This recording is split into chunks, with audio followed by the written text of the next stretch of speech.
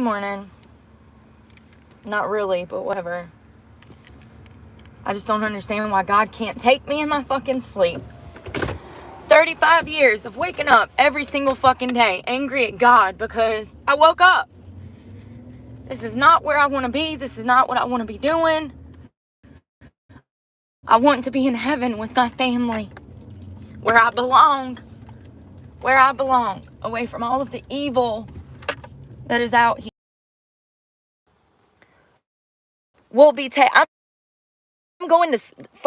I'm going to Boost this morning, and I'm ending this cell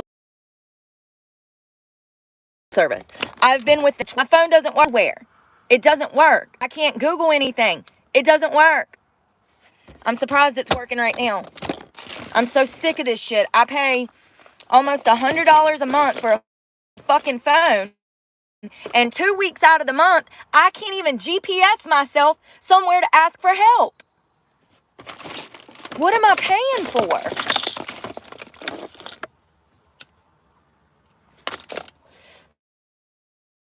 So I'm switching to fucking Sprint as they open. I've also got to go by the Department of Social Services. Where did I just put my keys? Yo.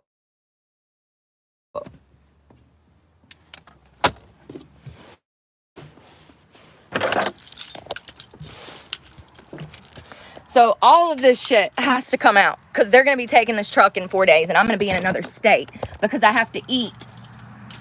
I have no choice but to go try to make money to eat. So fucking annoyed with the system. Why is it that I have friends? Why is it that I have friends that have never worked, but they have nice cars, they live in nice houses?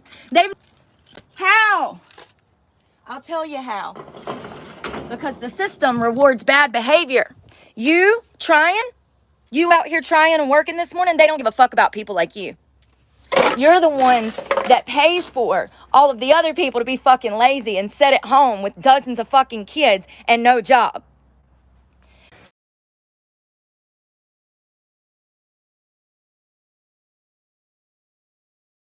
$100 worth of fucking ass. And I can't even make enough money to go get my money.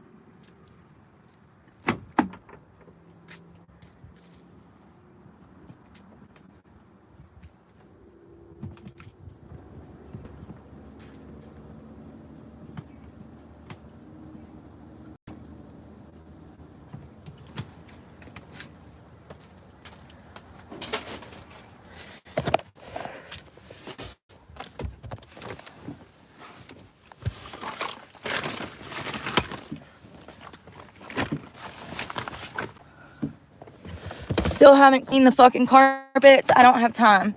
And hell, if they're going to take the truck, why am I going to do them a fucking favor? When I've already paid off this motherfucker, essentially. I mean, it's paid for. The only thing that's left is finance. If you wouldn't have tacked on $20,000 worth of fucking finance charges, the son of a bitch would be paid off. So you got your damn 40 grand out of fucking me. Now you can take it when I only owe like 15 fucking grand on the motherfucker. Love that for me. But you know, this is what my abuser wanted. This is why he kicked me out, because this is the only way he can get me back. Force me to fucking lose my fucking truck. Make it impossible.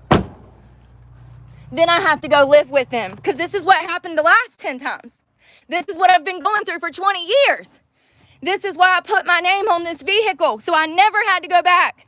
And now nobody will hire me. How many fucking jobs? As of this morning, I've done 4 job interviews this morning. 4! It is fucking what, 11 a.m.? Yeah, I've done 4 job interviews this morning. All of them told me that because of my criminal record, they cannot hire me.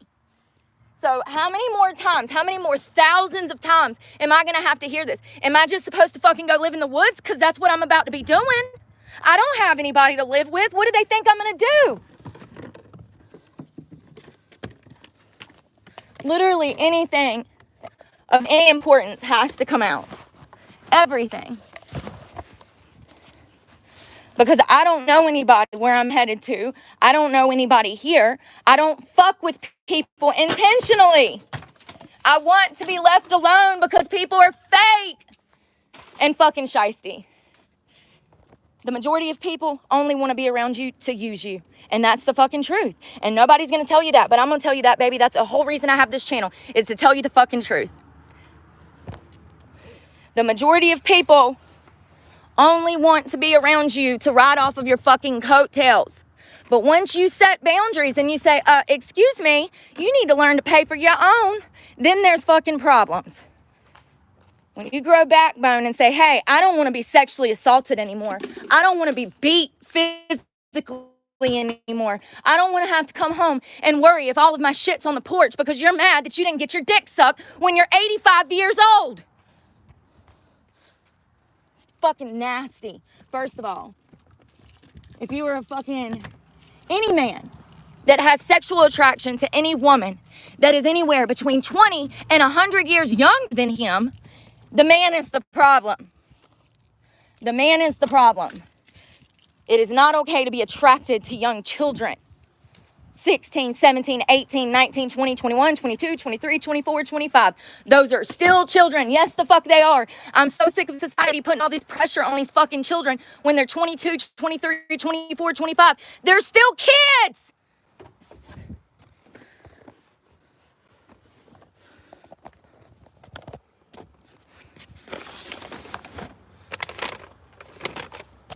Look, fucking degree, just fold it up. My fucking degree, just fold it up. What is the point? Like, what is the point of all of this?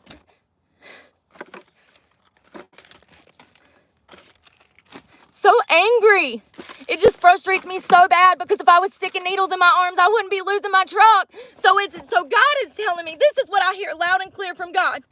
Brooke, if you go put needles in your arm and just go have sex with your abuser, everything will be fine. You can get your truck paid for. You'll have your home back. Everything will be fine. I don't think I've explained that if I would just comply, everything would be fine.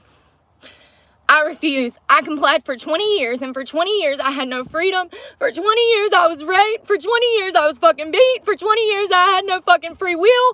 For 20 years, I never could even think about my future. And for 20 years, all I wanted to do was finish fucking school and open a business. And everybody in my life has made it fucking impossible because they don't want me to fucking fly. They want me to be their personal fucking property. Fucking sickening.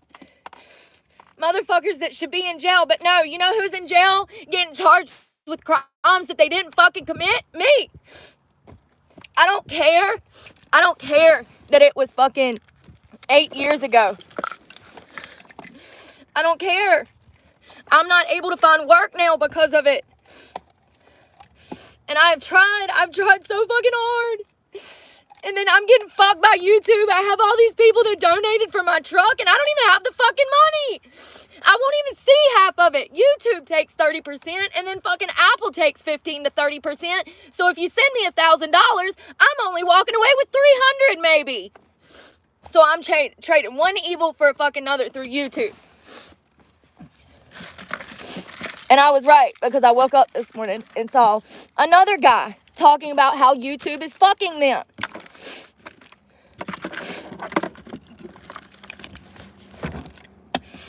I mean, it's sad that I can't even go try to work because I have to clean this truck out. I can't even go try to work.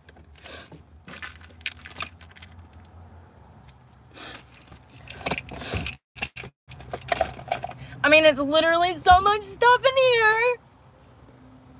Everything that's in here, I'm gonna lose. Everything. They don't let you get your shit, dude. There was some dumbass on my page last night saying, oh, they have to give you a 24-hour notice. Tell me that you've never lived through anything without telling me that you've never lived through anything. That is not how that works. Once it goes to collection in 4 days, when it goes to collections in 4 days, they are gonna come repo it, and everything that's in it, they take. That's how it works. Everything.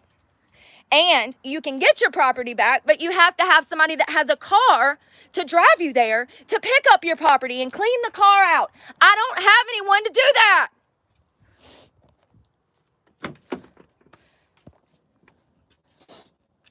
I'm so... If I would have never looked for a fucking job, I wouldn't even be in this situation, and that's what makes me so angry. I had fucking 50-something thousand dollars last year.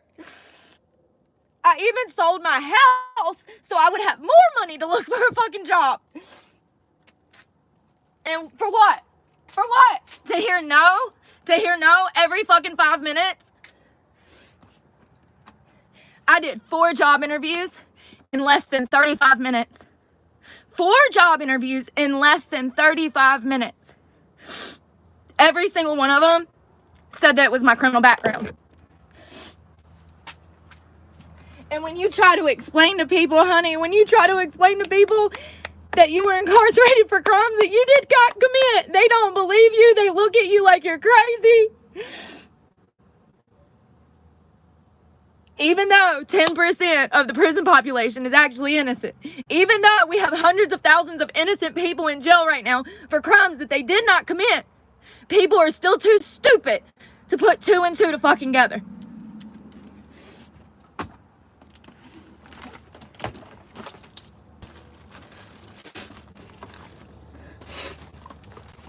And I just don't want to be here. I don't want to be on fucking earth. I don't want to fucking be in this fucking state.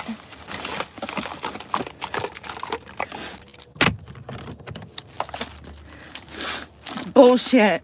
It's absolutely bullshit. You can get out here and you can fucking rape women and children, and they just let you sign yourself out of jail. But if you get clean off of drugs and you spend your life savings, what you have left that wasn't stolen, you spend that on looking for a fucking job, driving state to state to state to state to state, looking for a fucking job, because that's where the job interviews are, and you have to go to where they are just to hear no. Just to hear no. Even though, also, that you're quite potentially the best candidate that they could ever pick. But once again, you're asking someone who is dumber than you are to hire you for a job that you're more than capable to fucking do. I'm sick of it, and this is why I want to own my own business, because I know that I'm smart. I know what I know. And God has given me a gift, and I'm fucking it up because I'm fucking just out here trying to fucking survive. I'm so sick of it. All I want to be doing is working and going to school. It's not there. It's not there. If I was putting needles in my arms, I would have fucking probably gotten $5,000 last week in fucking donations. It makes fucking no sense. Why do people fucking reward bad behavior, but the people that have their shit together constantly get kicked down by fucking society? Y'all won't even let them pick themselves up off the fucking ground before you kick them again.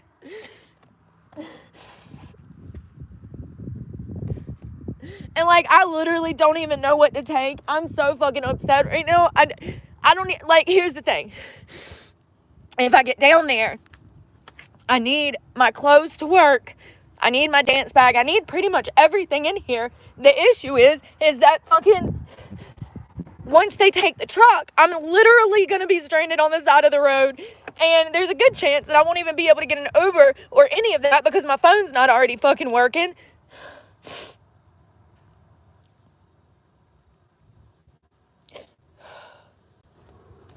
I just don't know what to do. I just don't know what to do anymore. I've literally did everything they told me to do, and my life has crashed and fucking burned because I got sober. Losers! You know why you're a loser? Because you're not fucking trying. That's what makes me different from you, baby. So keep running that fucking shit talker. Fucking jealous. See what I'm saying? How do I still? I'm literally less. How do I still have motherfuckers that fucking are jealous? How? You know why? Because my fucking character. That's why. Fucking hate on somebody who's actually out here fucking trying and wants to do better, wants to help other people get clean, wants to help women out of trafficking situations like herself, but she can't fucking do it because only bad behavior is fucking rewarded. Motherfuckers out here running their mouth about shit that they don't even fucking know. You ain't never been through shit. You sitting in your fucking house, and it's the same motherfuckers that follow me on here from day in and day out and leave hate fucking shit. You're a loser. You want to know why? Because you're laying on your phone, not trying. At least I try. Which is more than you'll ever be able to do. You'll sit there and fucking hate people, and then you'll turn bitter, and then you'll turn into the cat lady and blame everybody for your fucking problems.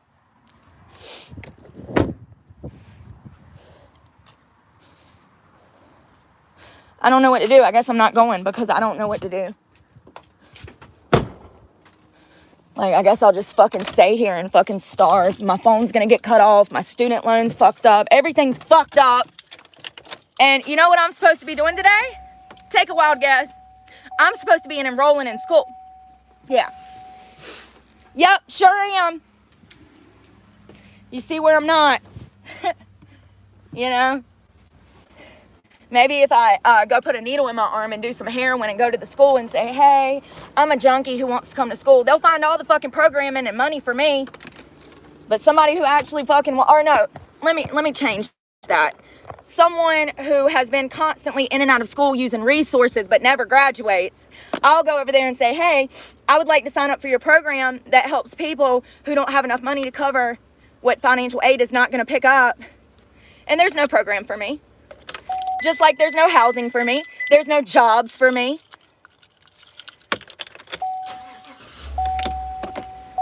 I don't know what to do. I literally am so fucking flabbergasted.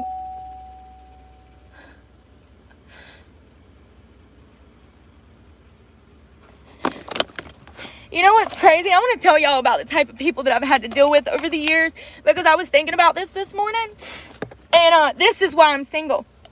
So, shit like this. So, a few months ago, I got a flat tire, and I did not have the $100.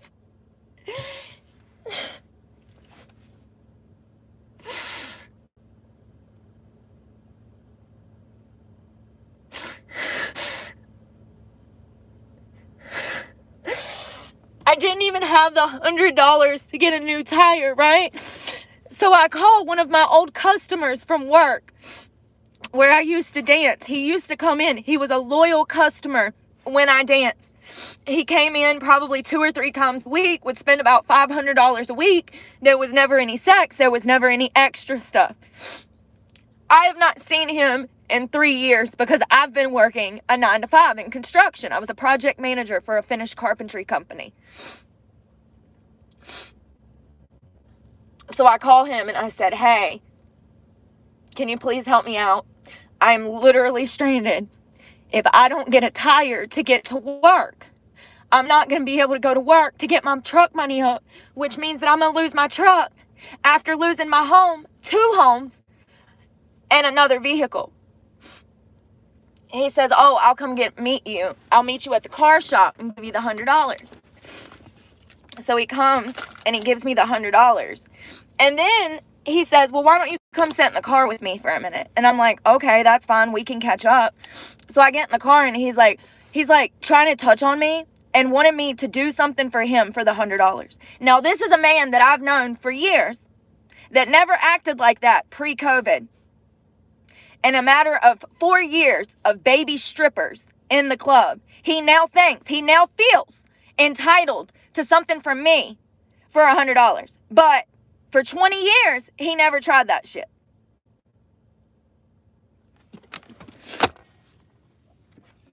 And this is what I mean when I say that other girls are fucking my bag up.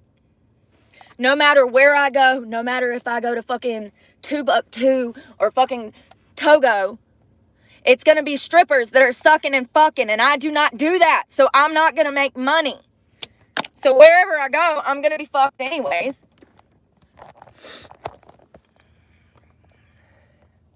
I'm blocking all comments. I'm not even reading them because y'all are not mature enough to even be in this conversation. Once again, look at the chat heads. You can tell that it's children. This is why you do not give your children cell phones, because they are absolutely in adult chats listening to adults talk. And if you think for a minute that they're not, then you are part of the problem. My kid would never. Your kid is exactly the one that's looking the shit up, Susan.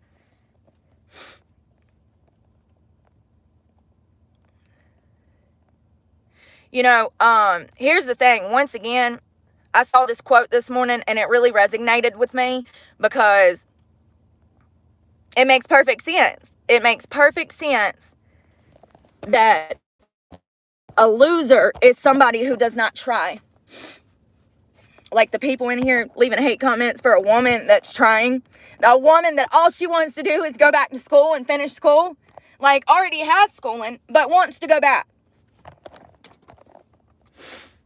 I want a full-time job where I can work 40, 60 hours a week because you need that in order, time and a half. You have to have time and a half to freaking survive nowadays. They do not. Thank you. Great question, Sandrero Kawabi. I don't know. I know I'm not saying that right. I literally just made up your name. No, they do not. They don't. Because you know why? They're housing illegal immigrants. Don't you love that? I, as an American citizen who's paid taxes for years, who has never needed anything ever from the state. In October of last year, I was wrongfully kicked off of my own property that I have to now go and sue for. Yeah, my house. I was kicked out of my own property. $80,000 worth of cash stole in a money market account, another vehicle, and land. And this is why I talk about these things, because I want you girls to know that unless your name is on something, you are fucked, baby, when it comes to the courts. You are absolutely fucked. It doesn't matter if you've been living there for 20 years. It doesn't matter if you have physical receipts that show you paid this man for this property. The courts are not going to listen to you. You're going to have to hire an attorney and sue. First of all, I shouldn't even be in this situation because I have money. I've invested money. I have assets. But I have to go to court to obtain those again because I trusted someone who was family, who was sexually abusing me.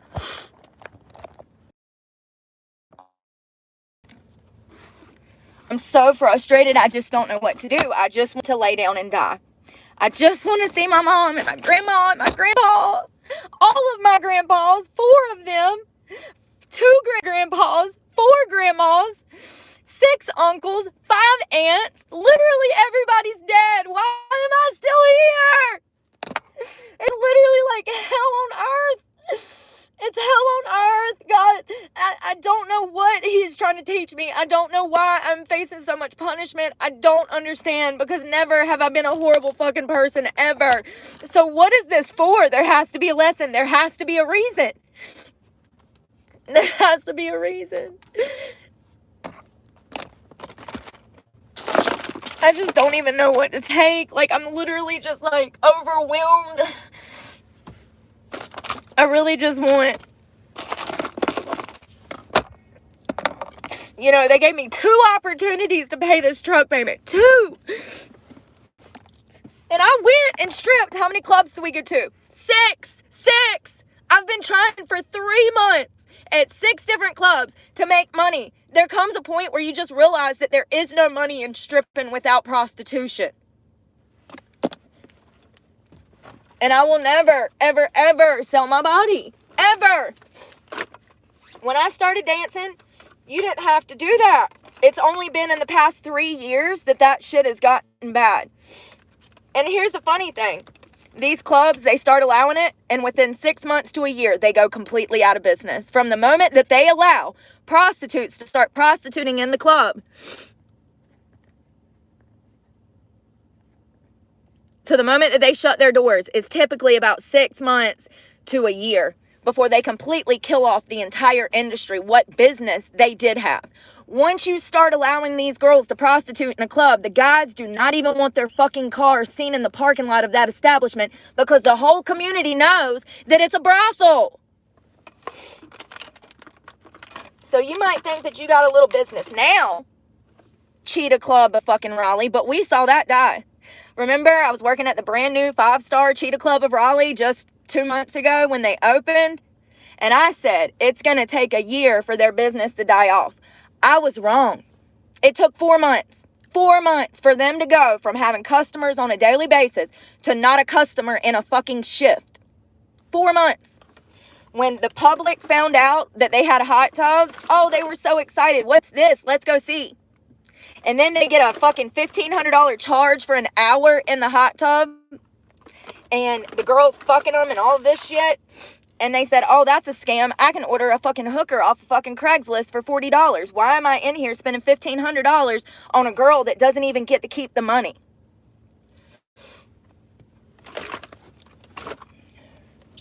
I'm sick of it. I'm sick of this industry. I'm sick of everybody in it. I'm sick of having to put myself and my life in danger just to eat when I want to work, but nobody will hire me. That one lady on the phone this morning was such a bitch. I said, hello, good morning. And her attitude, it was the first lady I talked to, the first job interview. I did 4 interviews this morning before 9 a.m. Only to be told, no, your record's quite bad. We can't hire you. I've got 13 convictions on my record. It's literally as long as my body. And I didn't even know that till yesterday when they told me at a job interview. Isn't that lovely to roll up and be like, hey, it's been 10 years since I was in any kind of legal trouble. That's behind me. I'm actually in school and I'm actually like doing really great things with my life now. I just need work so I can feed myself. That'd be really great. And she says, well, we can't because you have 13 convictions. But it was 20 years ago. It was 20 fucking years ago. How long do we get punished? Because I just feel like the 5 years that I served in maximum security prison was more than enough time. Especially since the victims of my supposed crime have come forward stating that it wasn't even me that attacked them.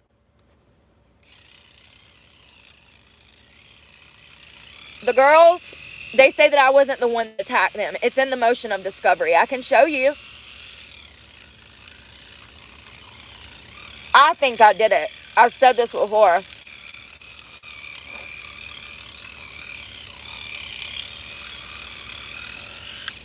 I've said this before that I know that I committed my crime. It's the victims of the crime that swear that it wasn't me.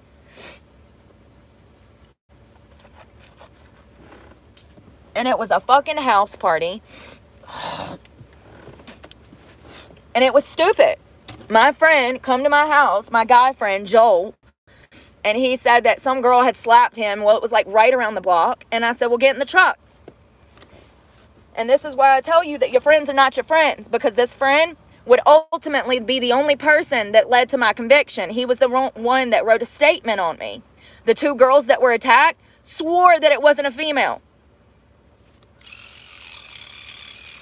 And then years later, I run into the girl at like a Wendy's. She starts crying. She grabs my hands and she says, I'm so sorry that you went to prison. She's like, that is not what we wanted. You have more than enough room. You have more than enough room. Look at this. Hi. Oh, that's Patty. I'm not in the mood, Patty. Please don't stop. She's really sweet. That's the lady that owns this place. I thought that was somebody else. So the freaking...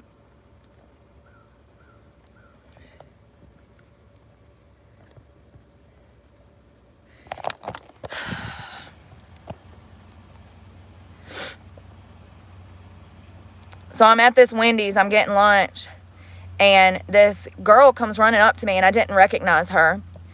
And she's like, she starts crying, and she grabs my head, and she says, are you, Brooke so-and-so? And I said, yeah. And she says, I'm so sorry that you had to serve 5 years in prison. She said, we told them that it was not you that attacked us. She says, but regardless, it was a stupid that... She was really sorry that I had to go to jail, that it was a stupid teenage fight, and that nobody should have went to jail. And she said that what she remembered was that it was a man that attacked her. I would love to talk to both of these women now. I would love to have them on my channel. I think that we can all agree that it was a stupid teenage fight that should have never happened. And I'm so glad that they're not angry at me.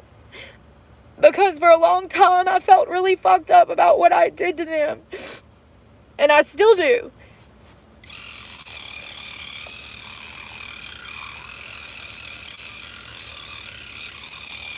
But how many years am I going to have to pay for this? How many years? Because it's been 2 decades. And it has forced me. It has forced me to have to work in sex work where I'm doing drugs, where I'm drinking alcohol, that I don't want to fucking be around. And that's another thing that I was thinking about last night. A lot of these people that are losers in my comment section that are out here not trying, they would love to be in my position. I never thought for a moment that anyone would be jealous of a fucking stripper who had the freedom to come and go. But apparently, there's a lot of evil people in the world that would love nothing more than to show their asshole on stage and get fucked up every night. And they call me crazy because I don't want to take the devil up on his offers. Because they would. You know, when I first went back to stripping at the beginning of this year, I really thought that the majority of women did not want to be in that industry. And then I get in these clubs and I see these girls who like it. They like doing drugs. They like fucking dudes hanging all over them. They like being slutty. They like it. That's not who I am, and that's not who I've ever been. And it's bullshit that someone can kidnap you when you're underage and gaslight you and make you feel like you're some person that you're not even remotely like. Not even remotely like. The only thing that I want to be doing is helping other people in their recovery and going to school and working. That is all that I've wanted to do for 4 years. But between the economy and the job market, it has been impossible. And now I'm going to lose my truck. I've got 4 days before they repossess it. They're coming to repossess it in 4 days. That means all of the shit that's in here, I'll lose it all because I have nobody to call that has a car that can take me over to my truck where they repossess it to clean it out.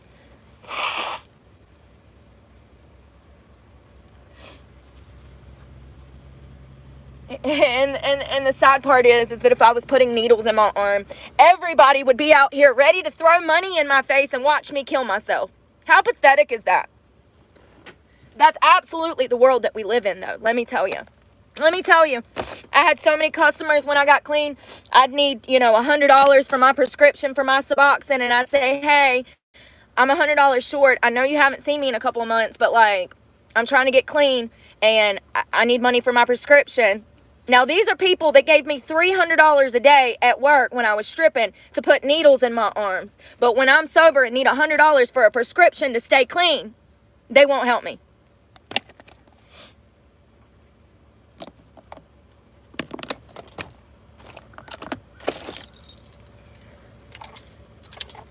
I really am so overwhelmed that I don't know what to take. I don't know what to leave in my storage. I don't know what to take. I don't know what's gonna fucking happen. I just want to be in fucking heaven with my mom. I don't want to be here. I fucking hate this fucking place. This earth, I'm sorry. I'm not trying to be funny, but they don't fucking deserve me. At all. At all. I am nothing like half of the motherfuckers out here. And I know that now. I think I didn't know that till I got clean, and then I started paying attention, and I was like, wait a second. I don't hurt people like that. I don't lie to people like that. I don't scheme on people like that. I don't cheat. I've never cheated. I started looking at my behavior and the people that I had around me. And it turns out that I'm a halfway decent fucking human. And I didn't even realize it. But that's exactly why I was easy prey at 16 years old, 17 years old. That's exactly why I was easy prey. If you're an abuser and you're a sex trafficker, wouldn't you want a woman that's going to be compliant, that's honest, that is a good woman? Wouldn't you rather have that than some schemy ass bitch that you know is going to lie to you?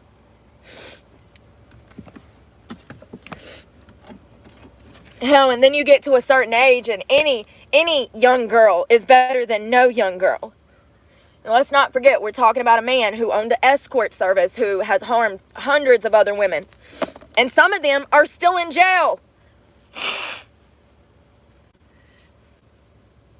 I'm not the only one.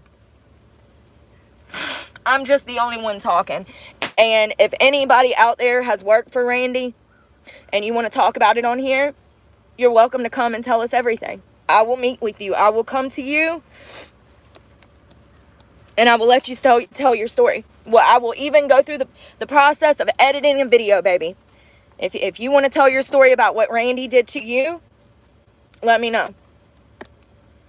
Because that's where I want to be. I want the truth to start coming out about these people that are out here doing this to young girls.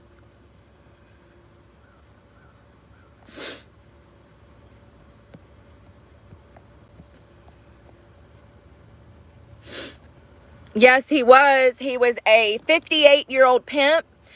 I was 16 years old when I met him one time in passing. And then when I turned 17, I ran into him again through a girlfriend of mine. She needed to go pick money up from him. We rode out to the property. And before you knew it, he offered me a place to stay because I was 17. And I was actually joining the military. I done took the ASFAB. I was due to sign papers. I think it was like a week out from when I took my test. And he wouldn't let me go. He refused to let me go. He said that the military would be dumb and that I would be wasting my life.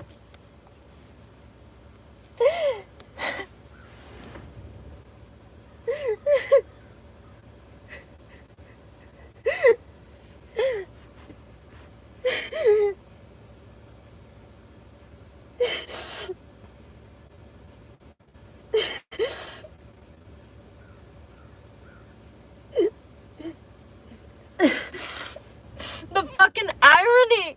I just can't.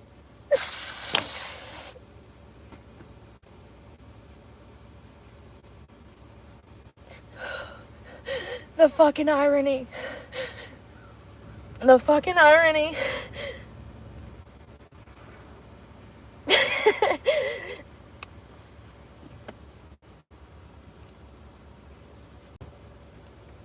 The reason that I didn't join the day that I took my ASFAB was because I was honest with my recruiter, Brian Johnson.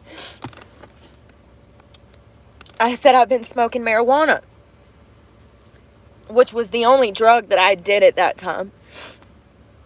And he said, yeah, well, you're going to have to get that out of your system before we can sign you. And I said, absolutely, I'm going to go work on that.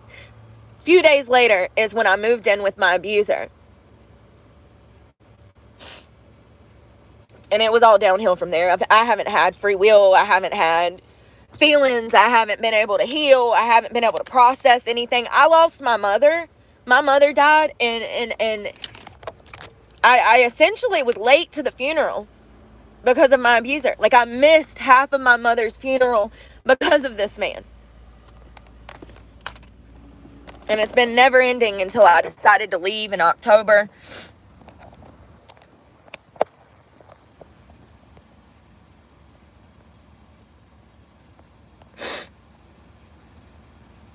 Go find ways to make money. How idiot. Like, that's a child, first of all. That's another child.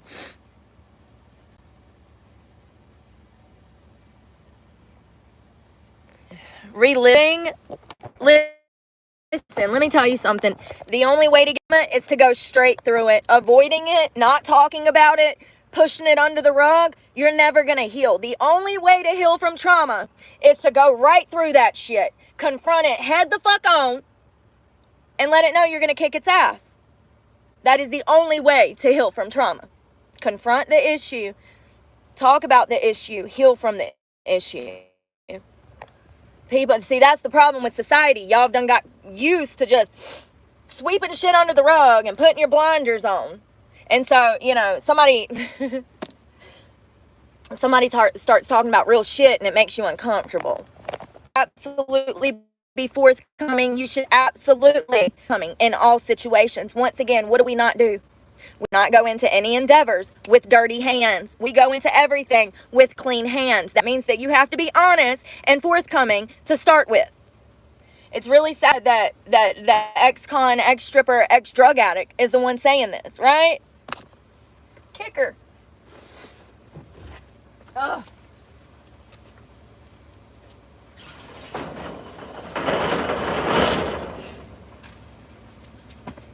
I don't know what to do. I guess if they just show up in 4 days down in the state that I'm in, I guess I'm just going to go to jail for fucking fighting the repo man.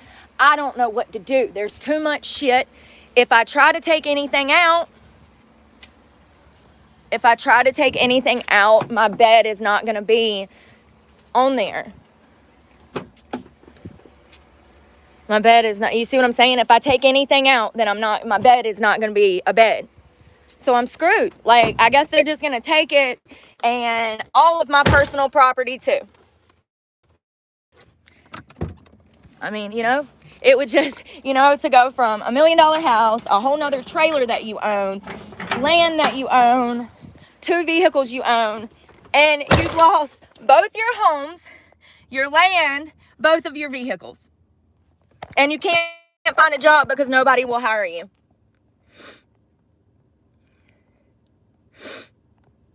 And the savings that you did have last year, listen to this, you guys. So I had a tiny house, right, that I was going to use as a Airbnb. I bought this house in 2019 and I paid it off. It was a little 12 by 24 lofted barn. I had to sell it in November to look for a job. I needed money. No, it was December. There's videos of it. But I had to sell it just to have money to live on. Because nobody will hire me. But this is what I'm talking about when I say that my abuser knew this and used it against me for years. Here's the thing. What person gives a 17-year-old child large sums of money, drugs, access to firearms, and Cadillac Escalades, and sends them out on their own and says, yeah, don't get in trouble? The point was for me to get in trouble. Because once you're a felon, baby, those pimps know that you will never work again. And they use it so that you are stuck with them. And this is exactly why I'm talking about it. Because I will die before I ever go back to that motherfucker. You can take the truck, Randy. You can take whatever you want. Well, hell, you ain't getting the truck. They taking the truck. They taking it. It's going to ruin your credit. Actually, your credit's already bad. My credit is double of what your fucking score is. So I don't even know why I'm telling you this. But, like, the motherfucker still stalks me. Still tries to text me. Still tries to send me little love notes. Master fucking manipulator. Because I've been held hostage for 20. Living in my is mandatory. Then deal with this shit. At least when I'm alone, I don't have to worry about people lying to me. When I'm alone, I can trust myself. When I'm alone, I have peace. I don't know what to do. I mean, I definitely can't leave the state with my stuff being repossessed. So that means that I can't go work because there's no dance clubs in the state of North Carolina for me to work at. They're all trash. They're all brothels. Anything that says Treasure Club is a brothel. Anything that has a hot tub, limo, or VIP room is a brothel.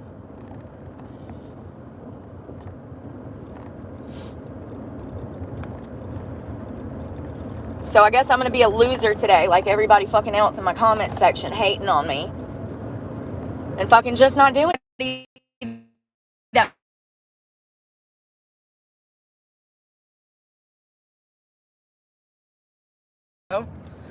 Dumbass. When I say that I was kidnapped and held hostage, that doesn't mean that I was just out here fucking everybody. I wasn't allowed. What part of kidnapped and no freedom do you not understand? Like, that's how dumb some people are. I've never been able to have a normal life because I've been held hostage for 17 years. 17 years. I got my freedom in 2020 when I got sober. My freedom in 2020 when I got sober. Up until then, I've not had free will. I've not been able to make any decisions on my own, by myself, for myself. These motherfuckers are going so slow.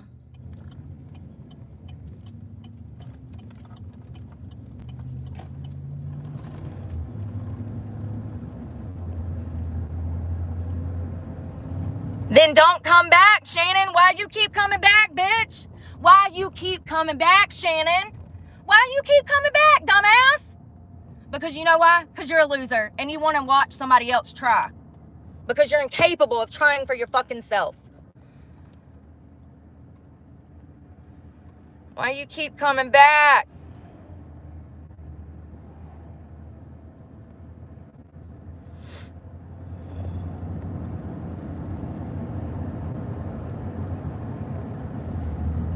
You know, I've said this before and I'll say it again. Most people want to see you fail because they're jealous of you. Most people want to see you fail because they're doing stuff you're doing things that they're completely incapable of doing.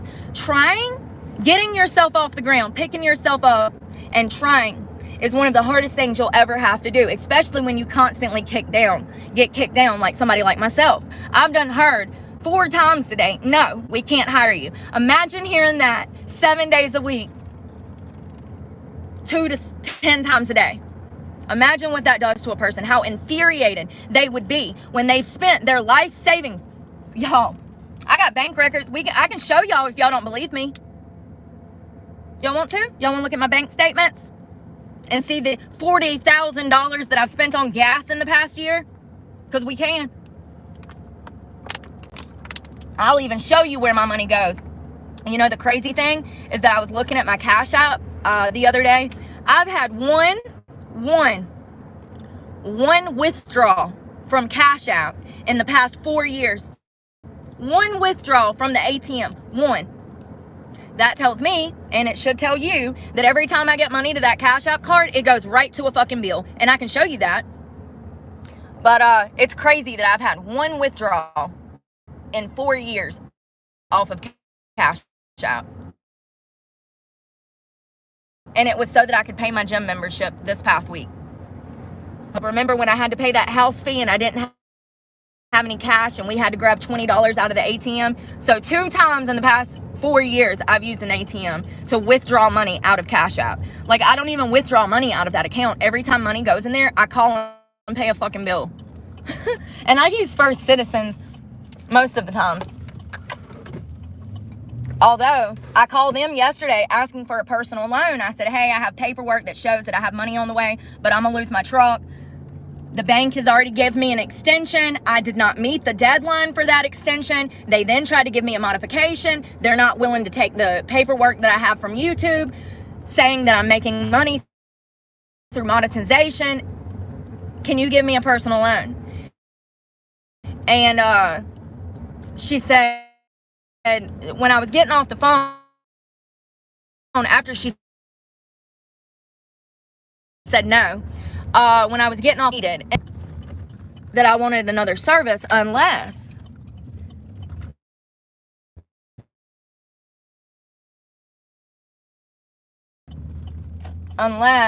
she's heard me at the bank. I lived here for about 7 years.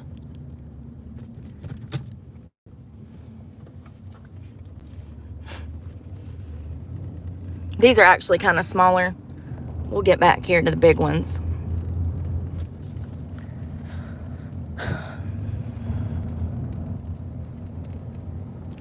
I don't miss living here. I've talked about this before. The people in this neighborhood are miserable. All of them. I don't think that me and my ex ever met a happy family in this neighborhood. Not one.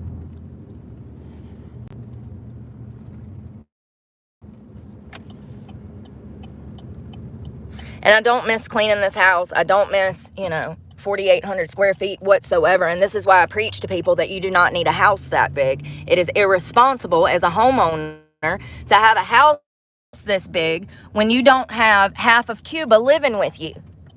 Now, if you got family and you got little Cuba moving in with you or a little soccer team, then absolutely. But if you don't have a soccer team, honey, you don't need a house that big. It's wasteful, you're greedy, and God talks about this exact thing in the Bible. This is greedy.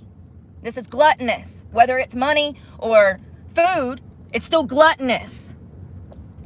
And I will never, ever, ever, when I'm 10 years from now, when I'm not worried about money problems anymore, and I've built a career for myself, and I maybe, went back and got another degree or something, and then I would change, then it would be, I don't know. I'm just going to remember that I don't need a house this big. So there's my old house, 3-car garage, 6 bedrooms, 4 baths.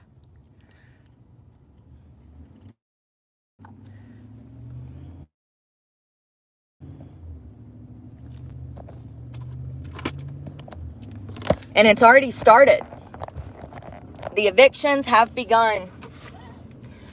California is up 41%. 41% of homes bought, last year. Down there is where that guy lives that has the private guard that I was telling you about. He has around-the-clock security. He was the race car driver. I think it was like Petty or somebody, Richard Petty or somebody. I don't know. Don't get me lying. Chris Daltrey used to live across the street from us right over here.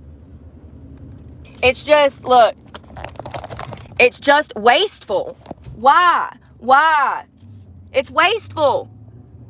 So wasteful. And this is coming from a person that could still be living in one of those houses. Don't get it twisted, honey. Don't get it twisted. The reason I'm not is because I have morals and values, and I know better. I know better now. I didn't know better 10 years ago when I met my ex. I showed Pablo fucking Escobar running strippers, hundreds of strippers that work for me, and high as a kite on drugs, always. Putting needles in my arms at the strip club, trying to manage, and fucking can't even fucking make it an hour without having to fucking put a needle in my arm. Nobody is gonna sit here and tell me what I have and have not fucking done. I'll tell you that fucking much. I've made it so fucking far, and I don't get enough credit at all. I care before I got clean. But then I got sober, and I realized that the majority of fucking people don't know what they're doing. And they would love to switch places with you, baby. Let me tell you. Even though my life is crashing and burning, there's still motherfuckers that are fucking jealous. Isn't that crazy? And here's the thing. If they had an ounce of sense, they would realize that doing the right things, being honest, not being scammy, not stealing, not being aggressive, like not fighting, you know what I mean? They would be a better person. You can be a better person too. You just have to try. You just have to try.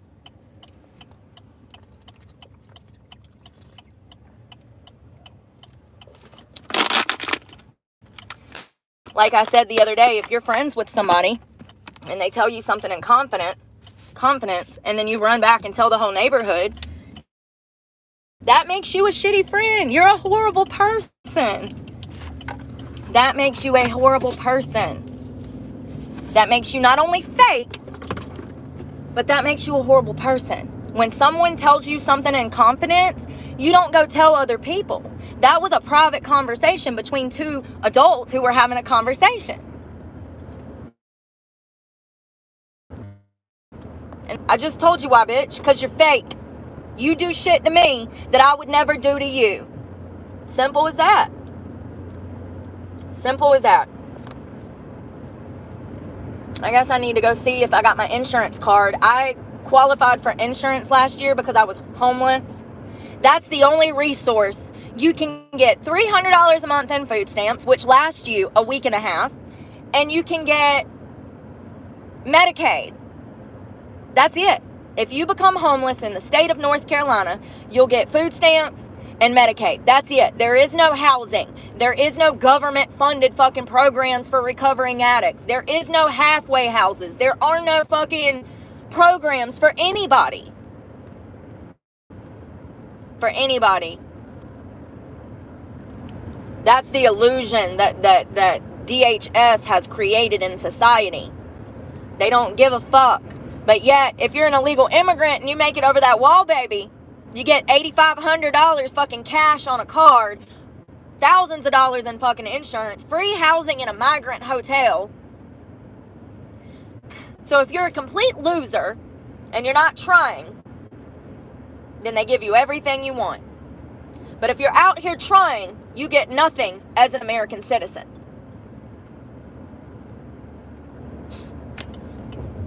Welcome to the new world.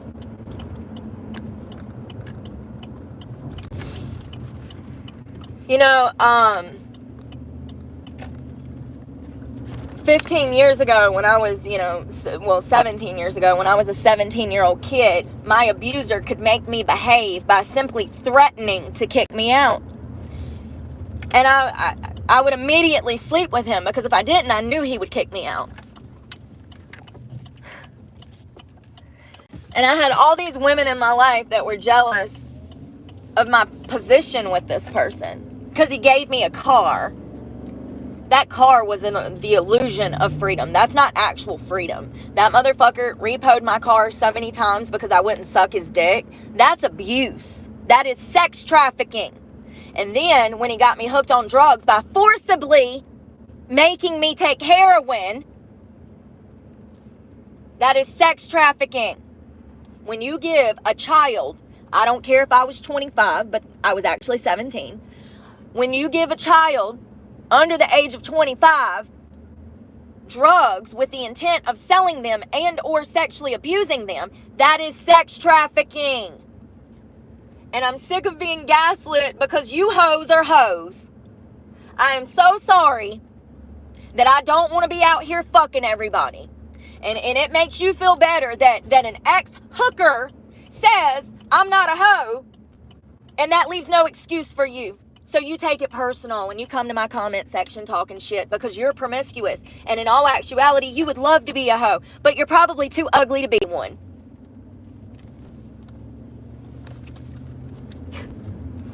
I had these girls that would be jealous of me and my abuser's relationship. I never was able to get married, settle down. I was never able to do the things that I wanted to do in life. You know? But I was so lucky to become a felon.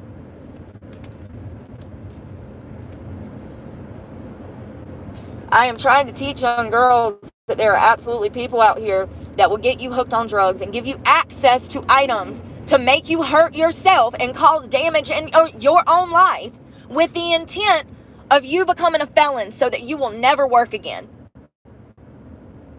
There's actually studies that have been done on what I'm talking about. There's women that collaborated in this study. And it's very common for sex traffickers, pimps, boyfriends to give young girls who are much younger than them access to things like firearms, drugs, transportation, things like that, with the intent of getting you to get yourself in trouble so that you are stuck doing sex work for the rest of your fucking life. When you are a 17-year-old child, you do not have the mental capabilities to keep up with a 50-year-old man. You just don't, baby.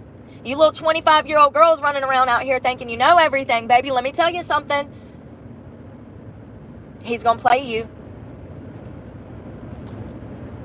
99% of sex workers end up broke, poor, and homeless.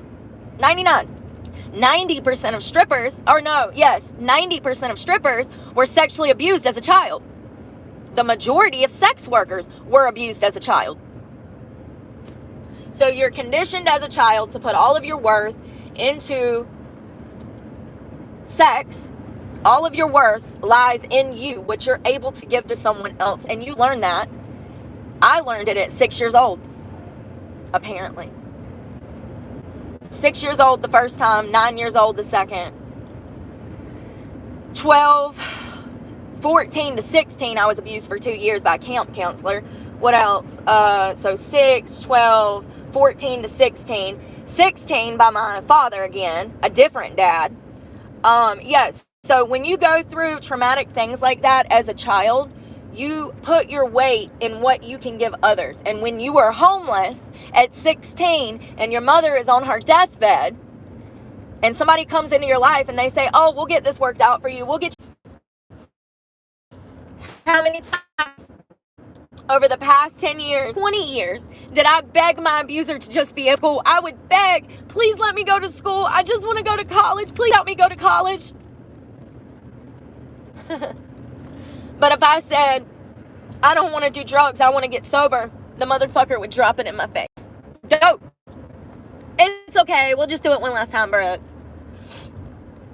It's fucking infuriating. And you know, here's the thing. When I was coming up, there was no internet. When I was coming up, there wasn't even cell phones. So none of this information was readily available. And this is why I'm talking about it. Because I want young girls to know that you're fucked if you take money or anything. A car, a place to stay, fucking anything. Even a hot meal. These motherfuckers are so sick nowadays. They want a fucking blowjob for a fucking hot meal. It's disgusting. It's disgusting. You are not a man. You are less than a man if you are out here treating women like that. And women too. If you view a guy as just some fucking, what do they call it, a commodity, you know, you can fucking, I don't know if that's the right word, but easy breezy, you got him and then you don't need him. Fuck that. You're an abuser. You're just like he is. You want to run his fucking pockets, get what you can get from him now, and then throw him to the fucking curb when he fucking starts liking you? That's some fucked up shit. I'm not just talking about men. I'm also talking about women who are fucking grimy as well. Like, it goes both ways. But here's the kicker. Here's the kicker. I've never did anything like that to anyone. I've never done anything fucked up to anybody I've been with. Not like that. I would never use somebody and manipulate them for money. That's crazy to me. I would feel so guilty that I would probably tell on myself. I'd be like, hey, so I lied. I actually didn't need $100. I just needed $40 for my phone bill. And I pocketed the $60. Like, I'm such an honest person that, like, it would make me feel guilty to even try to get over on somebody like that. And that's another problem I have with dancing. Also, when it comes to stripping, you don't make money if you're not a scam artist nowadays. These girls go in there and they tell these guys all of these fucking sob stories. I've told you this before, you guys, this. When I go into work, I don't talk about my life. Nobody knows I'm homeless. Nobody knows that I'm in recovery. Nobody knows that I'm a felon. No.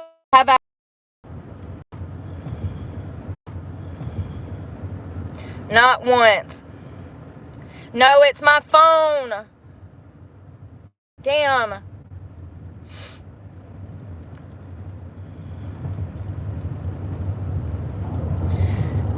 First of all, Ryan, since you want to talk about this, I got kidnapped at 17. I've dated one guy after my kidnapper who I was with for 7 years. So that's 2 men, two, that I was abused by. I just got sober 4 years ago and left both of these people. This has been decades in the making. It's like people come to this channel and they think that this just happened this past week. No, honey, this has been decades in the making. It's been 4 years of sobriety before I could even start talking about these things. When I first started going to NA, I did my 90s in 90 days because that's what you're supposed to do. If you're serious about your recovery, get your ass down there and do 90 meetings in 90 days. I would go into my NA meeting and I couldn't even talk. I'd say, hey, my name is Brooke, and just fucking cry. And I probably did that for weeks before I could even get out a word. I would say, hey, my name is Brooke, and I would automatically bawl. When I was growing up, I wasn't allowed to have feelings, so I grew up in a house where if you had a feeling, you shoved it in a ball and you shoved it up your own ass. There was no guidance, there was no talking, there was no real conversations in my household. Not once in 16 years did my parents ever sit me down and have a real conversation about anything. My parents were the type of parents that had blinders on, that were lying to themselves about how they raised children.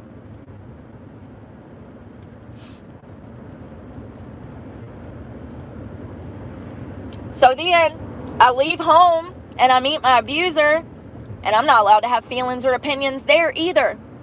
Anytime I would talk to my ex-boyfriend about the abuse that he was putting me through, because I've been in therapy for years, My therapist hands me a will and says, yeah, your boyfriend is literally abusing you in every form possible, Brooke. This is why you're doing drugs, Brooke. If it were not for my therapist, I probably would not be clean right now. My therapist is the one that pointed it out, that I was doing drugs to deal with all of the abuse that I was putting myself through.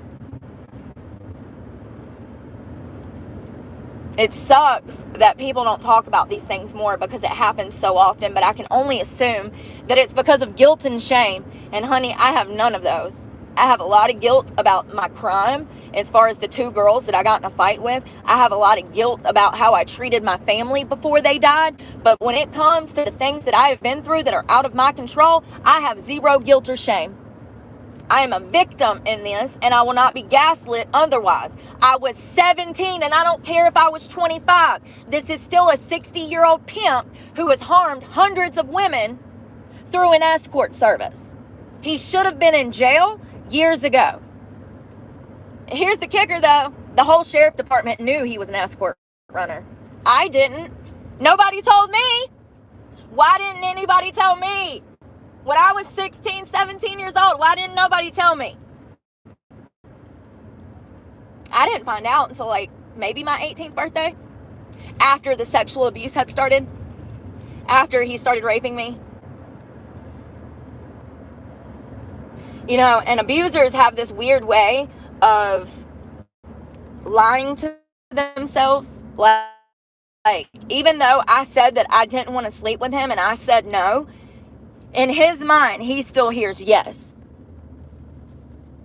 This is a weak man who's incapable of controlling his sexual urges. That makes him a predator. Not only that, though, what type of man wants to open an escort service and ruin young girls' lives?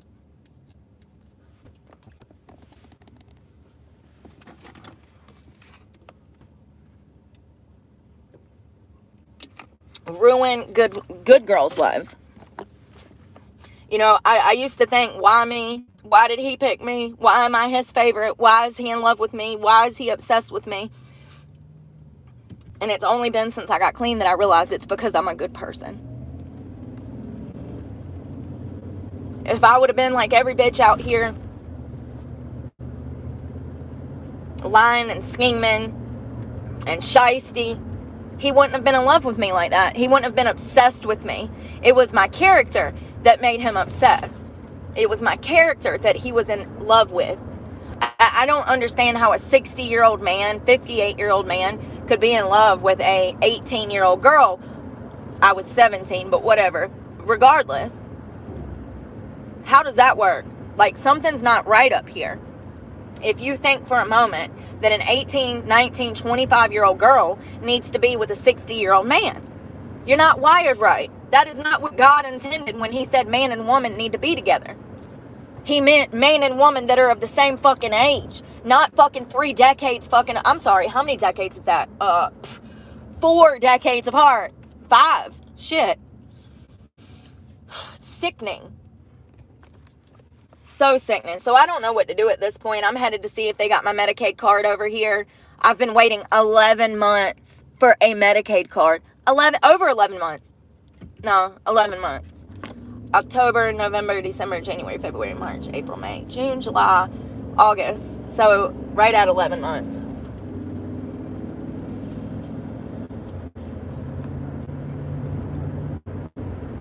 There are no resources. I would love to do some kind of independent, like, halfway house situation, but there are none. But not only that, here's the kicker. You can take methadone in a halfway house, but you can't take Suboxone in a halfway house. Now, for those that don't know, methadone is horrible drug.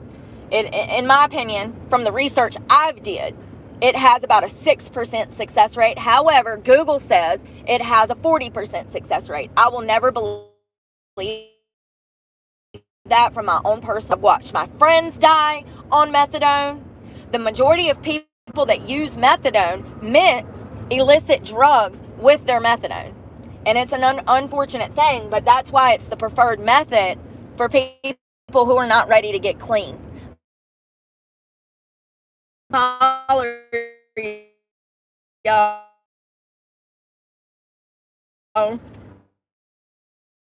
The heel now. I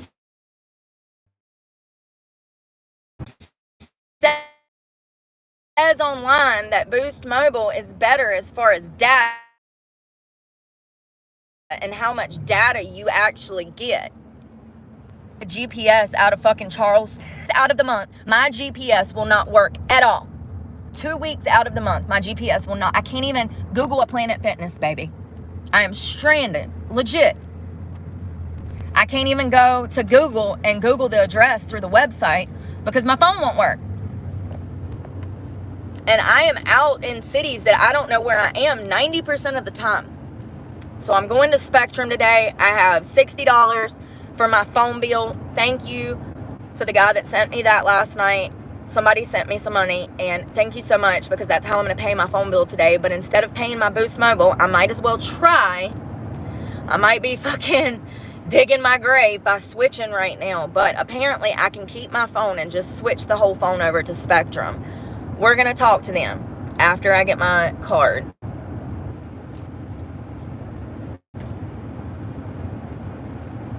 There's a good chance, though, that it'll be worse than Boost Mobile. I've been with Boost Mobile for probably 12 to 15 years. Since they opened, okay? Like, I've been a very loyal customer. And you want to hear something crazy why I like Boost Mobile? I was stranded in Florida one time, and I did not have the money to pay my phone bill. It was this past year. And they paid my phone bill for me and cut my service on. And that's why I've stayed with Boost Mobile. Shit like that.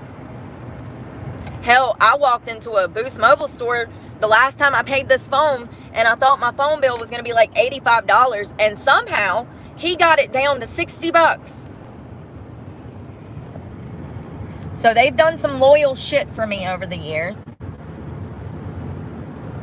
And of course, y'all all know how I talk to people on these fucking phones anyway. So it's a miracle that they've been nice to me, because I get so frustrated when I can't understand what the fuck they're saying.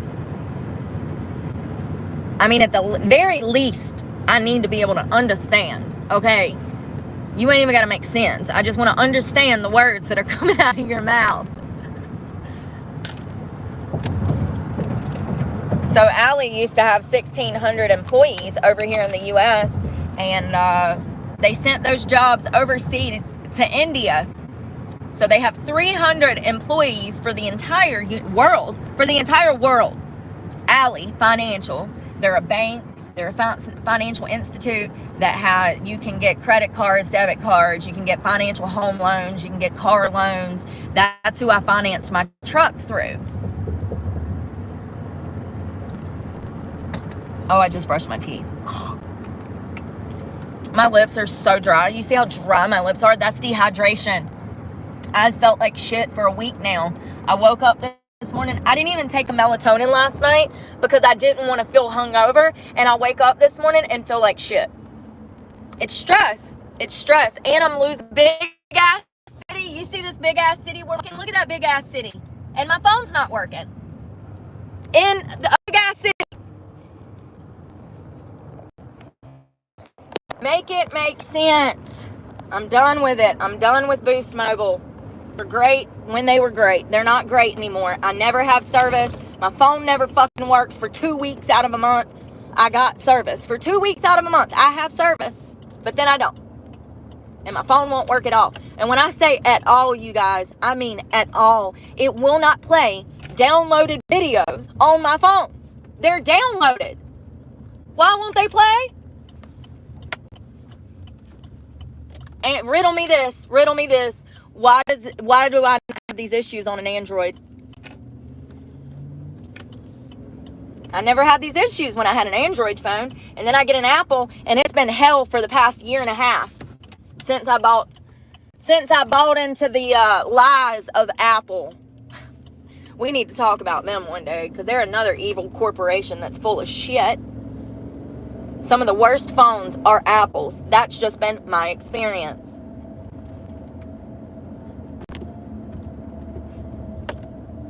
My truck's sounding funny. sounded like my brakes were like grinding.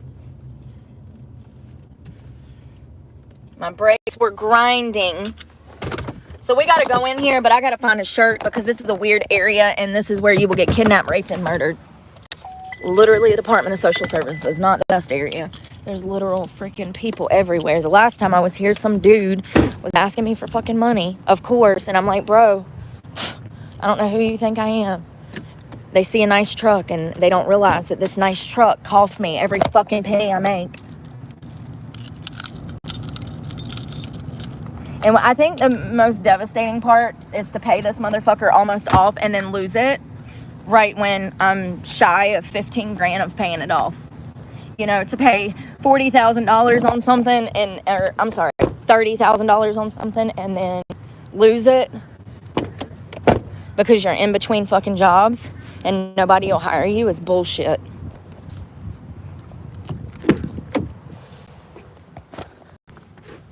Bullshit. Hold on one second. I gotta put all this stuff up.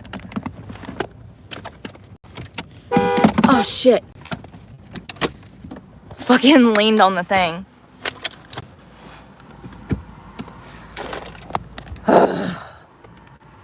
Maybe I need some weed first thing in the morning. Seriously. Maybe I need some weed.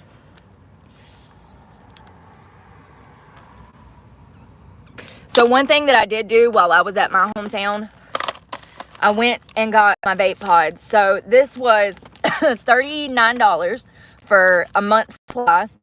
It'll actually probably last me about maybe 3 weeks. So it's $40 for 3 weeks of tobacco. When I have to buy them individually, they're $12 to $15 a pod. And I've been having to do that because I haven't been home. I need my passport.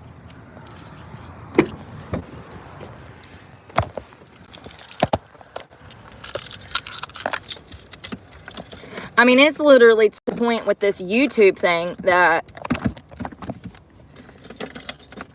no wonder creators that have been on YouTube for years are pissed. I was looking over some of their paychecks that they've disclosed, and freaking, it's crazy. They used to make a lot of money on freaking YouTube, but YouTube is not paying what they used to pay anymore. For some reason, things are changing with all of the apps. Even Poshmark. I saw a girl, I looked into that. I said, well, I do have a whole wardrobe of clothes that I could sell because I lost 75 pounds. So, you know, whatever. So I was looking into Poshmark last night. First of all, I wouldn't even get a paycheck for probably 60 days after I started selling clothes. Second of all, you're going to spend a lot of money running to do deliveries. You see what I drive? That big old black truck back there? Making $10 sales on Poshmark and only receiving $7 off a $10 sale is not going to be beneficial for me. I would have to sell thousands of items a week to make a profit. And apparently, even the people on Poshmark, they've gotten greedy because there's creators coming out. You can go find the videos on YouTube, and they're talking about how Poshmark used to pay, but now they're not paying anymore. Creators that used to make money, they're not making what they used to make in 23 and 22.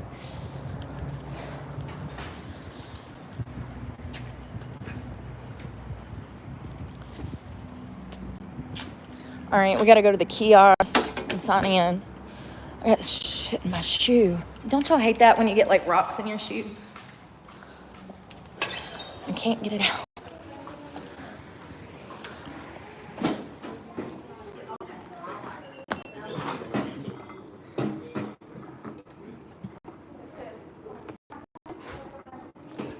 Look at all these services.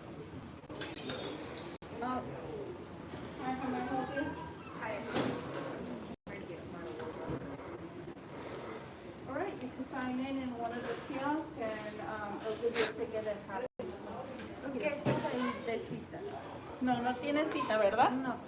Comience de nuevo y ponga que no tiene cita. Pay attention.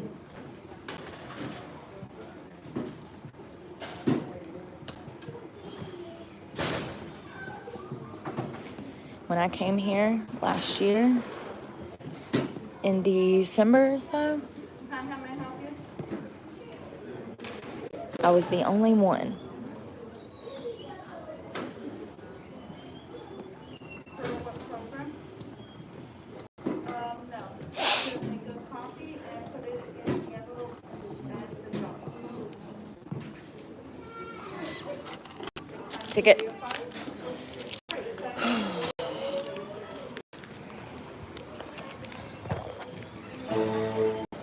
Ticket 340 to 104, 340 to 104. We're just a few away. Hair. I slipped on my hair bad last night, y'all. I washed it. I did a everything shower. Oh, I got so much tea to tell y'all from that. So much tea to tell you. I hate that this freaking... When I'm like this all the time, I look crazy. Oh, I have so much to tell y'all about last night. Don't let me forget it. 35, 6.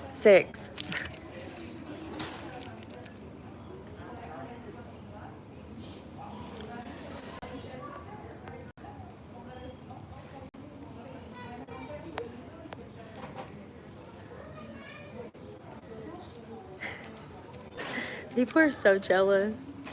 Ticket 341 to window A. 341 to window A. Ticket 343 to window 2. Window B. 343 to window B.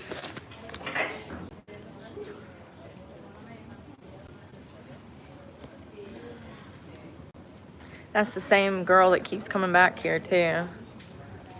I just blocked her again. I'm screenshotting her thing actually. So ridiculous because it's always the same ones.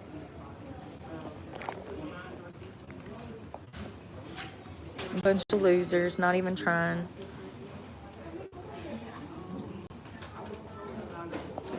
Oh, y'all thought I didn't have a moderator, did you?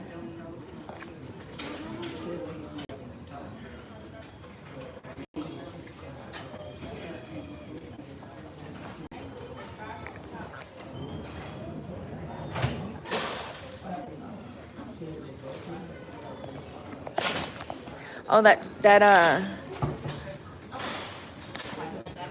the same one. How many times I'm gonna block you? You still gonna come back?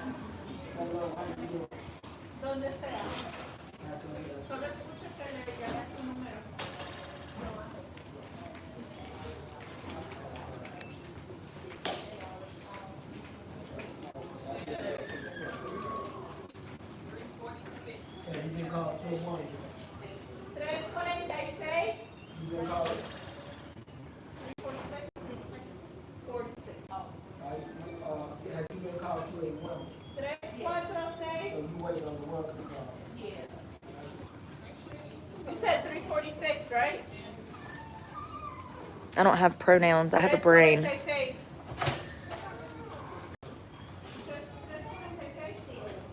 Here she goes.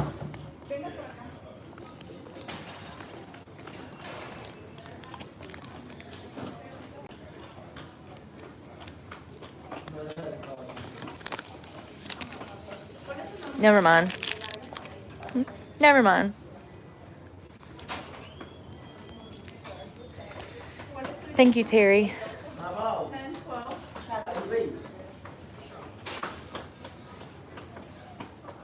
¿Y su teléfono? 336 618 29 72. ¿En qué le puedo ayudar? Y'all, the last time I was in here, there was this little girl that was sitting over here. She was so cute. She kept waving at me, and she come down and said, "No, it was time before that. You were on the phone with me the last time we came here." It was the time before that. It was like 3 kids and this woman, and the little girl kept coming over and trying to like sit on my lap. She was so sweet.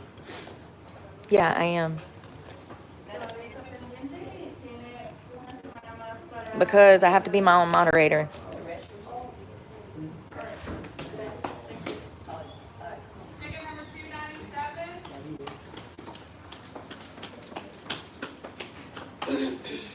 Social services.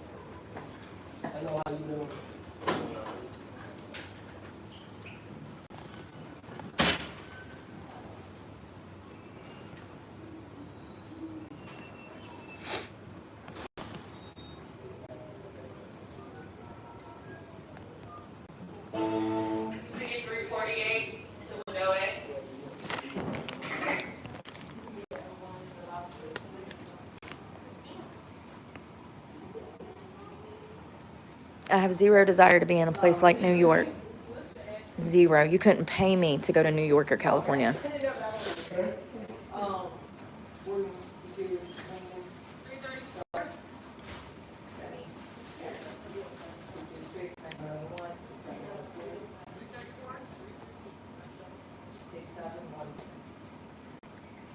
Anyone that's on methadone should try to get clean. That's not clean, in my opinion.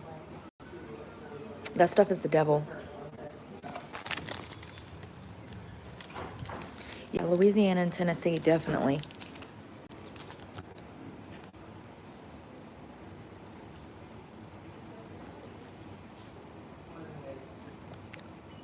Yeah, I know, for real. Ain't it sad? Like, you can't, that's why I just ignore it. That's why I just ignore it.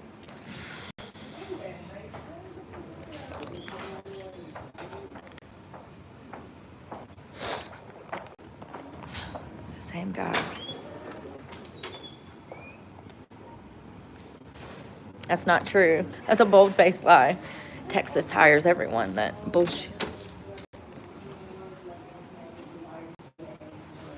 I'm not judging them. I'm just telling you the facts. And the fact is it has a 40% success rate. And that's probably coming from doctors who are trying to make money off of patients. When we did the research on the channel, it was a 6% success rate for methadone. 6%. That means that out of 100 people, maybe 6 of them might actually get clean with the assistance of methadone. Suboxone is 60%. It's a huge difference. Not only that, but with Suboxone, you cannot mix illicit drugs. So when I'm telling people to get sober, I'm telling them to do it for the best reasons, for their actual benefit. Y'all sit there and lie to yourself and tell everybody to get on methadone because you're on methadone, mixing illicit drugs with your methadone, which is why you even want to be on it. I'm actually here to help people get clean and stay clean the right way. And that, it means no mixing drugs. When you get clean, you get clean. Yeah, me too, JC. I agree with you. 347. Good morning. I don't, okay, thank you. So it's been 11 months I've been waiting on that card. 11 months. I guess we'll just have to call that lady and see what's going on because it's ridiculous. Every time I have a doctor's appointment and I'm like, hey, can I get my medicine? They're like, where's your methadone card? Where's your Medicaid card? I said, they have not sent me one. I said, for the first time in my life, I actually qualify for benefits for the first time. And y'all don't want to help me. They cut my food stamps off. Remember that? Because I worked at a restaurant for 2 months. But here's the kicker. I never got paid from that restaurant. The restaurant owner kept all of my credit card tips, totaling over $1,300, and never paid me. So I got fucked by the restaurant owner, never paid. Then I get fucked by the system because they cut my food stamps off because the guy reported that I was working for him, even though he never paid me. People can't begin to fathom the shit that I've been going through. I mean, who would think that you go get a job at a restaurant and the damn place is a brothel? But it was. It sure was. And you know what's crazy is that when I was in Eden the other day, I ran into a girl that worked at the restaurant.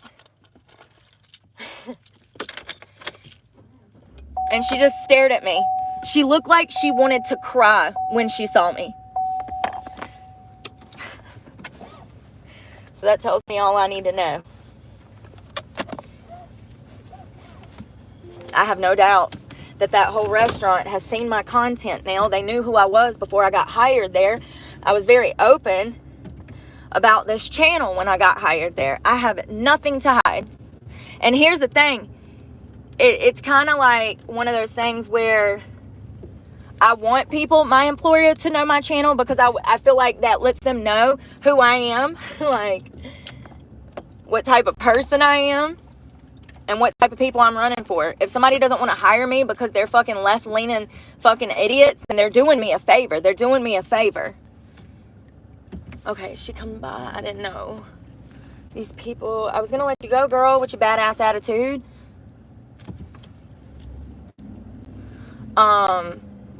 Yeah, I don't want to work for somebody that wants children to be able to kill themselves and harm themselves. Why do I want to work for somebody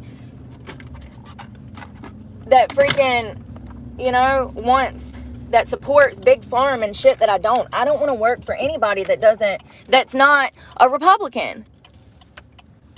Like, fuck, man. So it's a favor. I'm doing myself a favor by having my channel and letting it be known to employers. I'm pretty open about everything.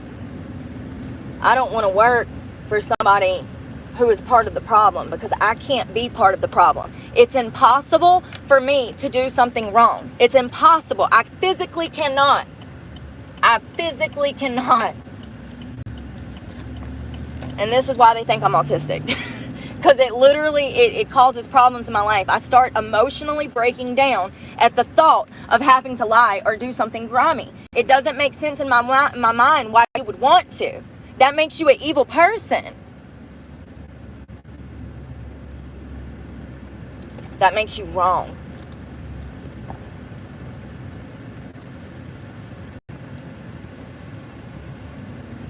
I'm so hungry, but I cannot eat at all. I've deleted it. It's got to be the phone. It just has to be the phone. The only honest explanation is the phone. If you're shopping at Boost Mobile and you're thinking about getting a new phone, if you're from a small town, I would say don't. I would say that there's a good chance that they are recycling old phones. Thank you. They're recycling them.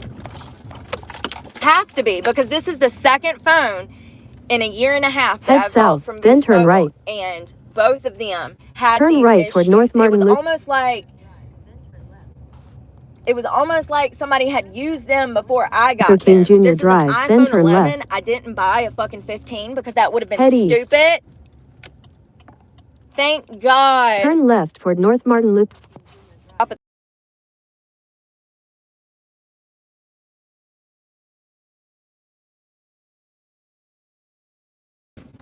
But I'm glad thing newer, because I've had nothing but problems. I bought the computer, the headphones, the iWatch, and everything. The only thing that I don't have now is the computer, because I sold it because I didn't like it.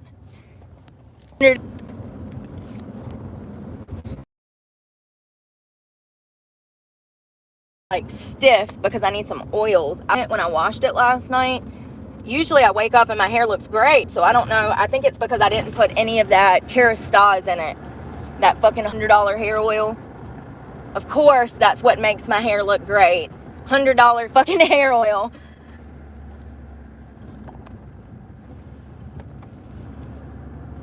Are y'all ever gonna finish the construction here? They have been doing this for 8 years. 8 years. Yes, honey, yes. Maybe longer than that, because we owned the club in 2012 to 2021. Maybe longer than that. 2014. Yeah. Over 10 years. And they still ain't finished it. I see what they have to say. It's beautiful through here. All the greenery.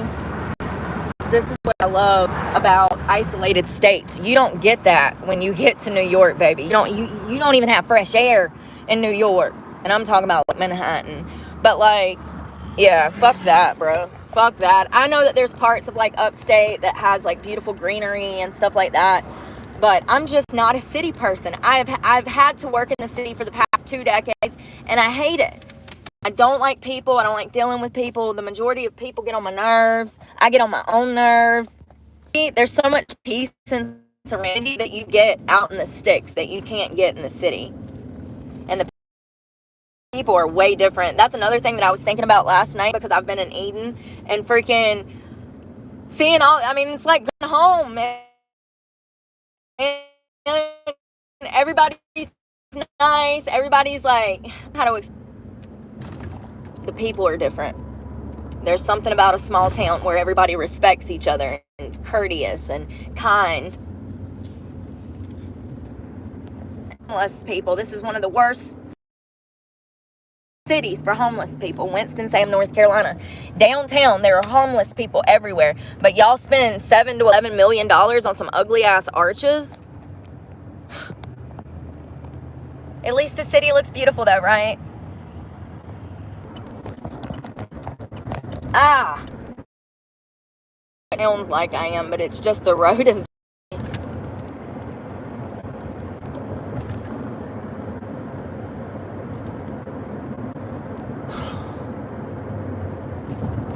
So there are 5 clubs in the Greensboro area. We talked about some of these yesterday. They're not good, man. The Treasure Club of Greensboro over by the airport, that's been a brothel for years. That's the club that I went into and got in that fist fight before I even auditioned. That was over 10 years ago, but there is the Mirage. I used to bartend for them. That's Jeff and Doug. I've known them for a decade. I went down to Scores and Cary when they bought it, and I was their bartender. And then I ended up quitting because one of them, I'm not going to say who, one of them gave me money as an advance on my rent for a paycheck, but invited me to his house. I look back now, and I'm just like, Brooke, baby girl, you were so naive. So naive. Like, so naive. I genuinely thought that he was giving me an advance on my paycheck. He wanted me to sleep with him for that money. I ended up ultimately quitting because it made me so uncomfortable. Gee, I wonder why. So they're not good people to work for. They have hot tubs. You're going to pay $1,500 just to go in a private room with a girl. And I don't agree with it. It's killing dancing. All of these girls do not know how to dance. Go down to Raleigh, Cheetah Club, the brand new one, because the owners of Mirage own that establishment too. Go down there and not one of them girls know how to dance.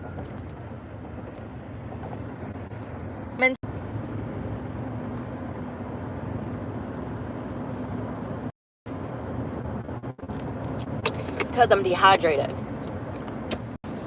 When you're stressed out and you don't know which way to go and you suffer from mania, CPTSD, PTSD, and fucking everything else under the sun, you're so overwhelmed that you don't even know which way is up.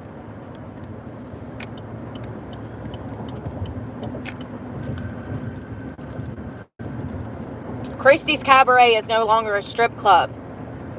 It is a sex shop that they gutted and turned into a strip club. Because 10 years ago, they started renovations on the building, and they did not have the money to finish the project. And then, lo and behold, COVID happens, and it kills the industry. I don't even think that they're actually open. Like, they are, but it's like in this little room, and it's, y'all, there's no money to be made in this area. Why do you think that I've traveled out of state for years? Like, up until COVID. I quit during COVID. After COVID, I left dancing because the money left. When you have 80% of Americans living paycheck to paycheck, the guys that are coming into the club are just coming there to drink. They're not coming there to get lap dances. They're not tipping on stage. When I tell you that I sat in a fucking club in Durham, Teasers, which is a nice, big establishment. It's not nice anymore. I mean, it's not. It's kind of outdated, the style, but it's still a nice club. It's a 2-story fucking club, downtown heart of the city. I worked there on a Saturday and Friday night and made $30. $30 fucking dollars on a Friday night, Saturday night. I was the prettiest girl in the fucking building. It's not me. It's the industry. At least that's one thing I can look at in my life and be like, oh, well, at least this is not me. It's the industry. People are broke. They don't have money to spend in the titty bar. And here's another issue. Was that my exit? Other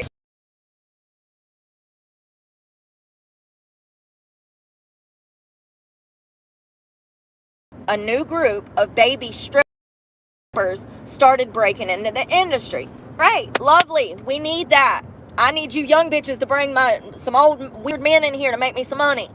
Thank you, please. However, this new group of baby strippers, They will do any and everything for nothing. Any and everything for nothing.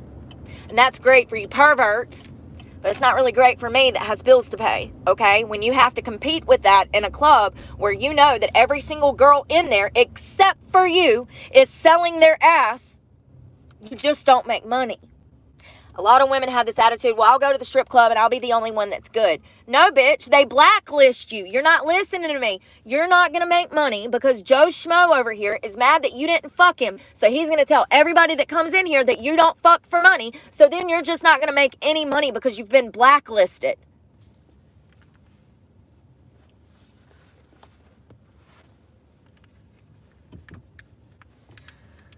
These young girls that are out here doing nothing, everything for nothing, they don't even realize that they're fucking themselves out of financial security.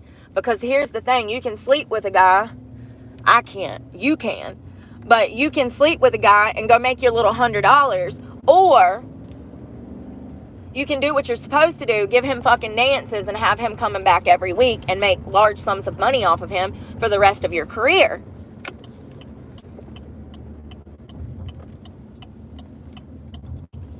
But these guys ain't got no money anyway, so it doesn't matter. They're all broke. You know, we were doing some basic math last week when I was talking about how many customers win the club and how many would be broke. 80% of them, hell, it's around, I would say around 95% of the men that come in strip clubs have no money to spend. They are broke, like flat broke. Like, they might be able to buy a $7 beer, and then they're still standing there wondering if the card's even going to clear. Is it going to get declined, or can I have my $7 beer? That's how broke they are. And if you think that I'm exaggerating, go read some strip club reviews, because there's tons of people that talk about how these places have went downhill. And, you know, when you've had a 17-year career like I have, you know everybody. In all the states you've worked in. It's a very small community of people. Very small. The clubs that are out here are not good. They're doing illegal shit. That's another problem I have. I made $1,500. That's more than enough to pay 2 of my truck payments. Think about that. Remember when I did that hot tub for an hour? Remember? Just a few months ago? At that new luxury club in Raleigh? And I made $1,500. But I only got to walk away with $400. I got to keep $400 out of $1,500 that I made stripping. And these baby strippers allow it because they don't know their legal rights. They don't know any better. They don't know. Most of them are on drugs. Most of them, listen.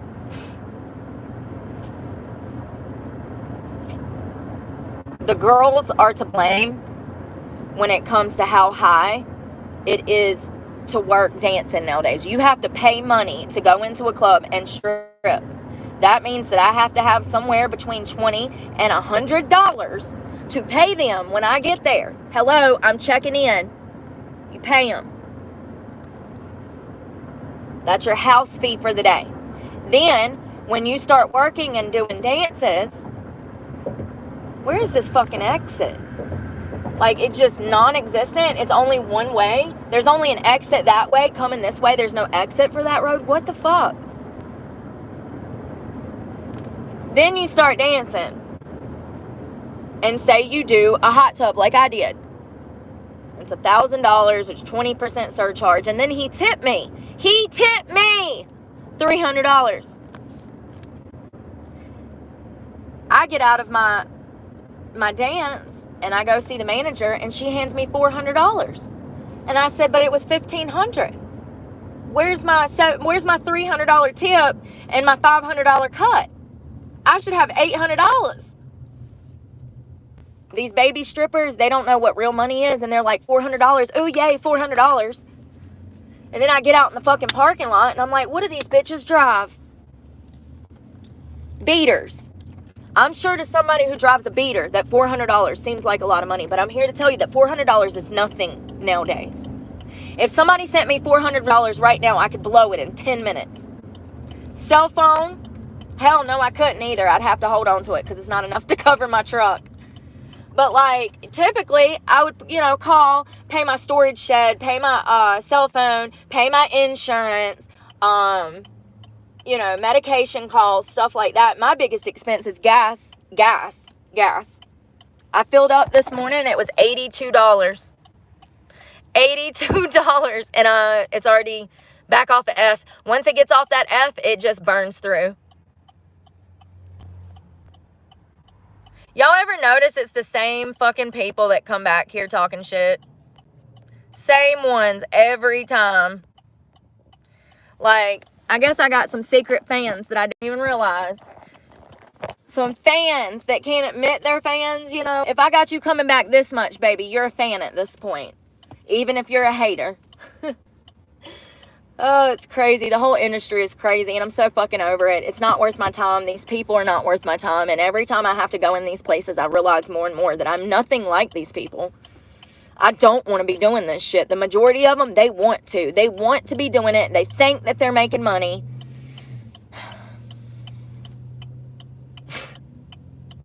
At least I mean, it's pretty cool that I can say that I was like the last good generation of actual strippers, performers, theatrical dancers, girls that knew their shit, women that were making over $150,000 a year. That's real money, honey. $2,000 to $5,000 a week. I've done it before. I did it before COVID. And that's exactly why I invested money. That's how I was buying property. That's how I was buying land. But it's okay. I'm gonna have my day in court. My abuser's gonna have his day in court. We're gonna have our day in court. It just might be a little bit longer than what I thought. I thought by now I would have been able to hire a lawyer and drag his ass in court. But since it's such a large amount of money, I can't do like pre-C. I can't represent myself. Anything over $10,000, you have to hire an attorney. I need to get over. I'm coming over, goddammit. You fucking assholes! Oh my God. I just.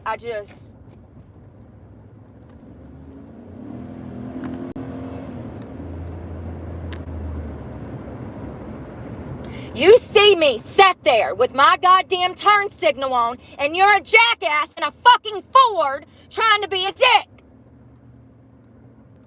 Let's show him. Let's show him. Let's you see him? You see that dick? He's a dick.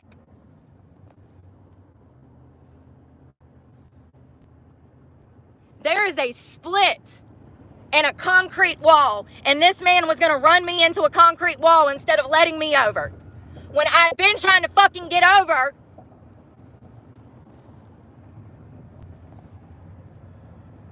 Fucking asshole. You're an asshole. You, sir, are an evil asshole.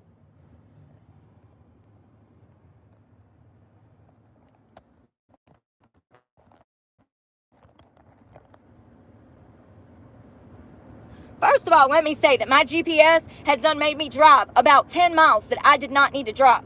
It got to the point to where I just had to cut it off because y'all, I can't put it into words. I'll have to take screenshots and show you guys. My car is not even on the highway.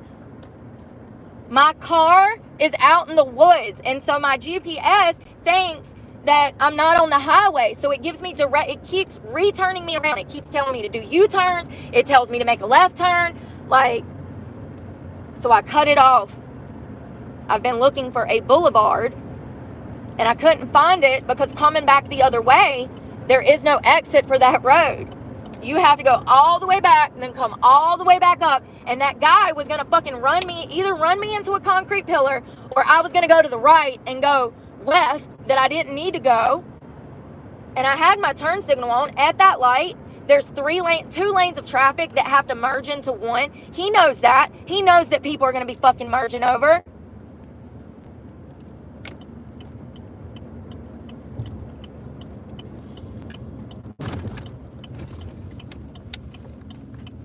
Fucking impatient motherfuckers. How many times do I let people over in front of me a day? Dozens. Go ahead, sweetie. I'll block traffic for you. Get out here safe, honey. So sick of fucking disrespectful people. And then I look at the motherfucker and it makes sense. I saw him. It makes sense. So sick of fucking evil ass Rude people. Like, you're literally going to cause a 10-car pileup because you want to be rude and not let other people merge over. It's a fucking sign that says merge. Excuse me. I got to find this store. I'm sick of this phone. It, like, never charges. It never charges. It's one of the worst phones to charge. And I literally bought this just to freaking be able to plug this up so that I didn't have these issues. And then lo and behold, the damn phone still won't charge. I've got to go to the gym today because I'm raging. I'm so fucking over this shit. Like, fuck it. You know, I'm literally to the point where I'm thinking about just cleaning out my truck.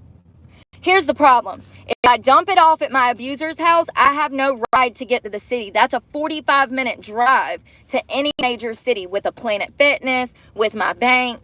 You know, if the truck's gone, then I've got to be, I mean, I'm going to be sleeping in the woods, most definitely. But I've got to be in a city because I have a doctor that I have to see every month. I don't know not one person, and this is by choice. I don't have one person that I can call that's an honest person, that's not jealous of me, that's not trying to watch me fail. Everybody,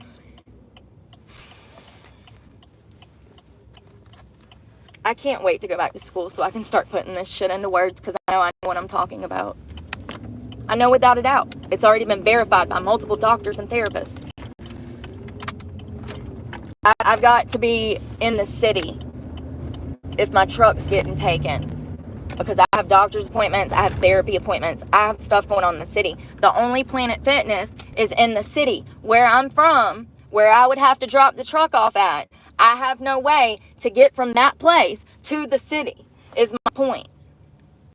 So I would rather just drop the truck off and just wash my hands of it and be done with it rather than my life be uprooted. I'm literally stuck in this situation because I don't know which way to go because I don't have enough. Number one, I don't have money to go anywhere. Number two, I don't know which way to go. Like, it's so overwhelming. I can't put it into words. Go on, you dick.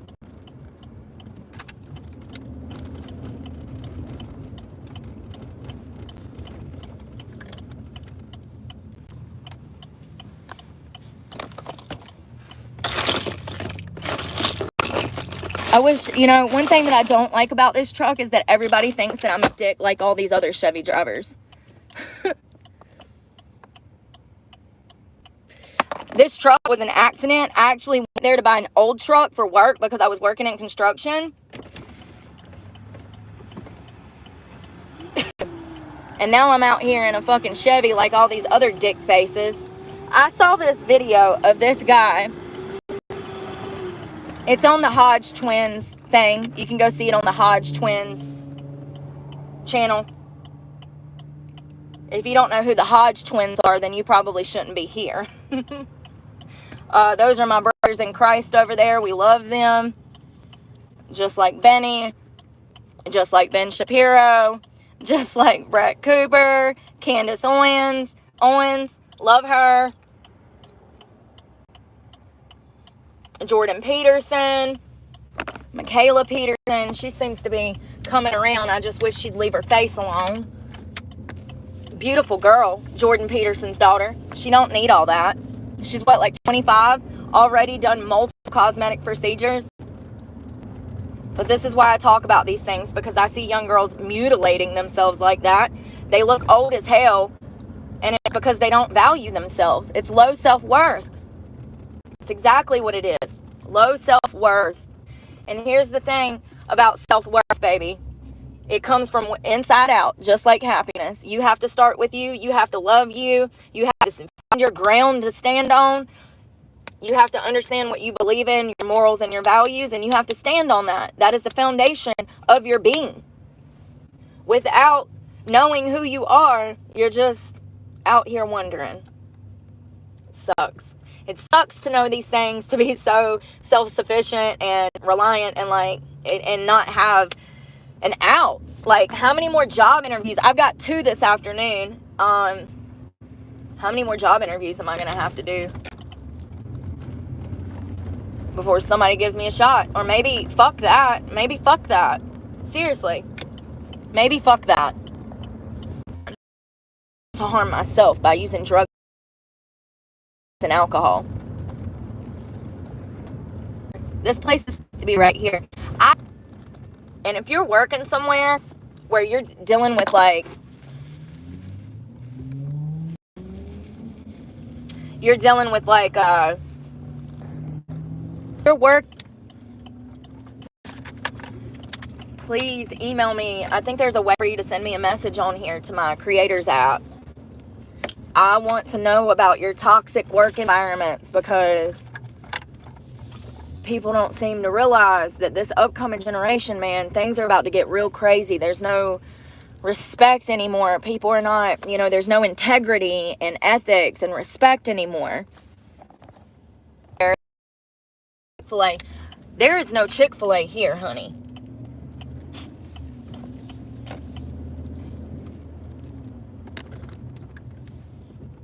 Come on, girl. You got the right of way. You got here first. Oh, this asshole right here. You don't even have a yield sign, and you got the right of way.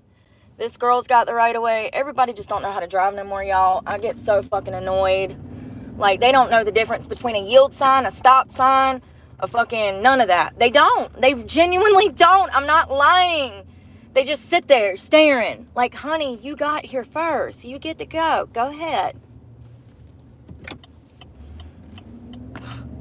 And then you get 3 or 4 of them looking at each other. Oh, that's the worst. The 4-way stop, everybody's fucking confused. Nobody knows what's going on. And some of these parking lots are weird nowadays. They'll have a yield sign for like one part that's coming in, like cars that are coming in. And then they'll have a stop sign for other people. That really fucks them up. Bro, it's a liar. The devil is a lie.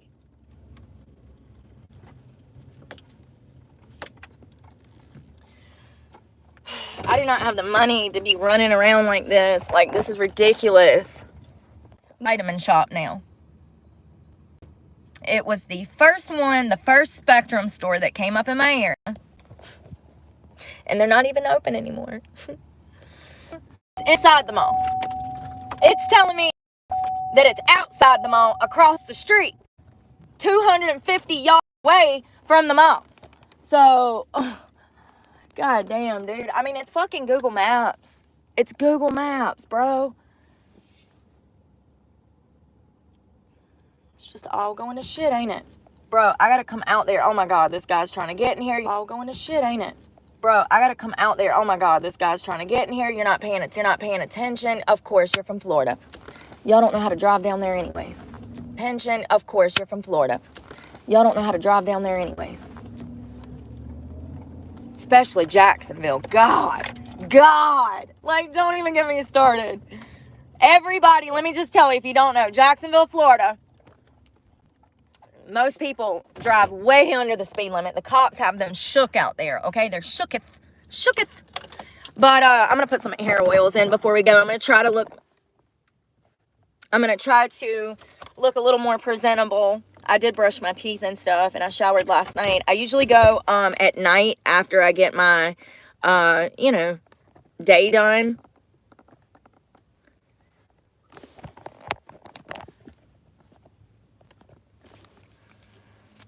Spectrum store. Gotta go in here and see if I can get a cheaper phone, cheaper phone bill. My phone bill is due on here, which is $89 typically.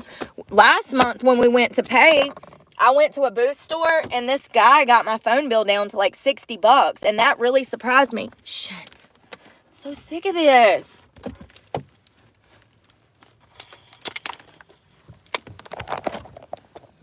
I literally just had it plugged up for how long? 30 minutes? Yes, I actually am on the spectrum. So, you think you're being cute. You know everything, don't you? Yes, they think I'm autistic. I'm getting tested at the end of this month.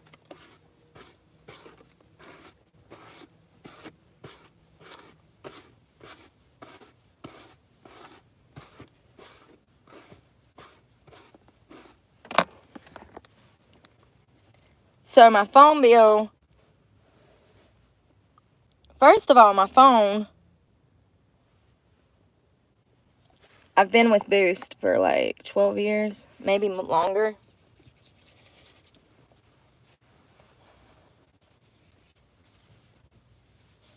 it's really in the front where I get it the most.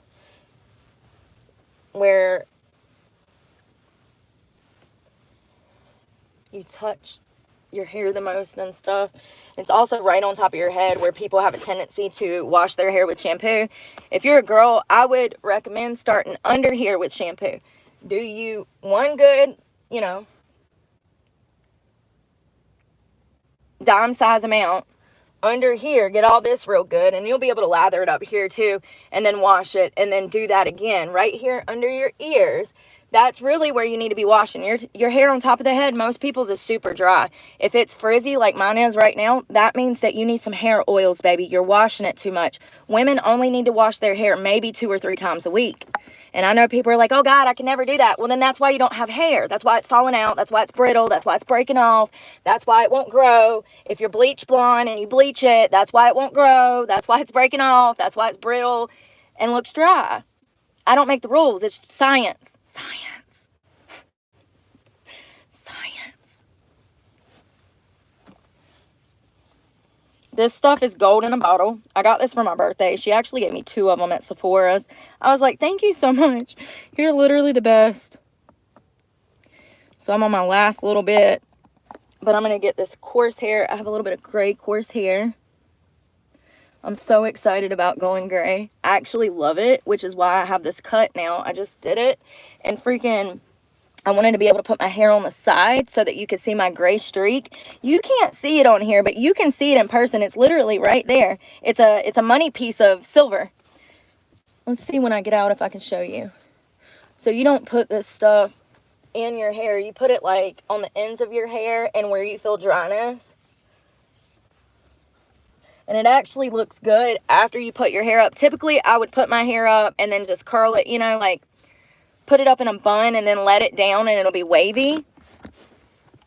But we're walking in, so we're just going to get the small stuff done. So typically,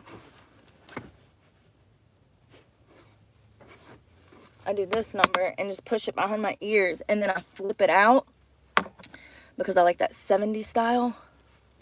But lately I've been parting it parting it on the side because of that gray. It's right there. That is all gray. Yes, that is gray. You can't see it. It's gray. You can't even see it. Makes me so mad. And can you see it? I guess it blends in with like my blondish, sandy blonde hair, my dirty brown, sandy blonde hair. All right, let's go.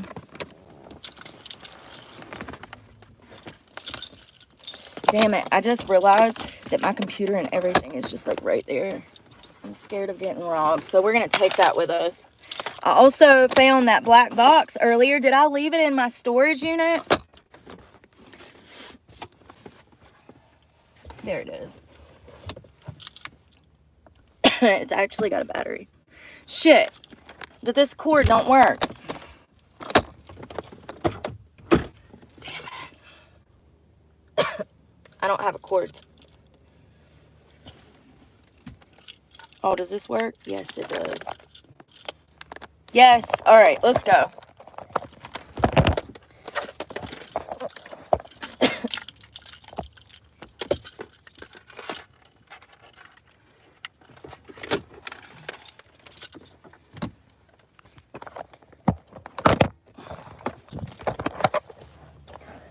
Card. I don't think I need an ID to get a phone, do you? Do you need a driver's license to get a phone? I don't think so. Where's my glasses? And I've got a phone. I just want to add service to the purple phone so that I can cut the iPhone off. Hell, I should probably sell the iPhone. I would have to get rid of, like, completely, you know, clean it off and all of that.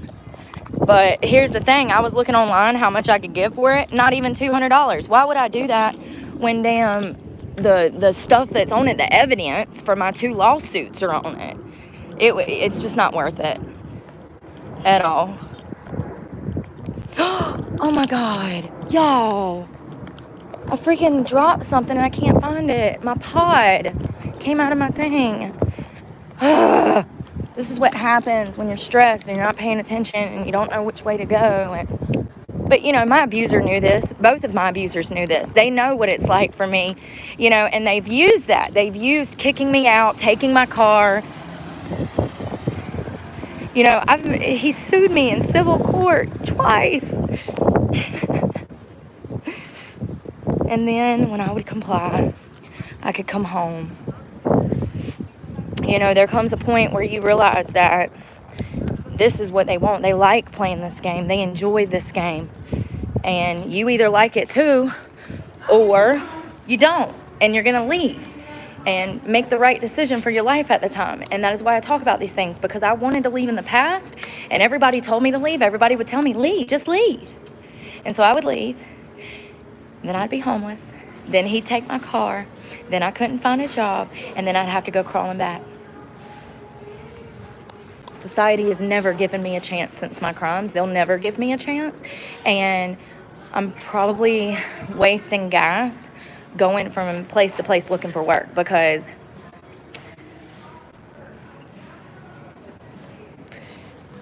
$40,000 is a lot of money. I could have paid my truck off.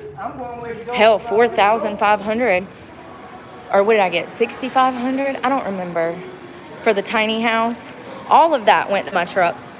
As soon as that man paid me for the tiny house, I immediately went to the bank, made a deposit, called Allie, and made thousands of dollars. I made 2 truck payments, $2,000.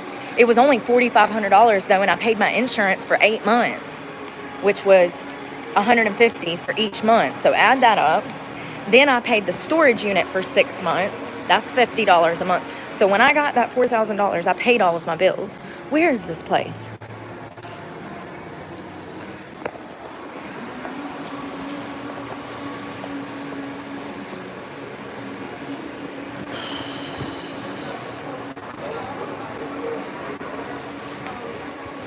So fucking annoyed, yo.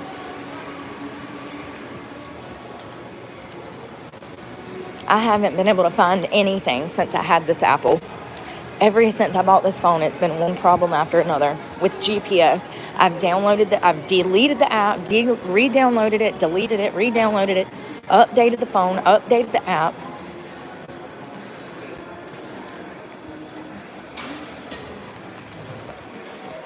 Let me just ask these people. So sorry, Heather. You know where Spectrum is?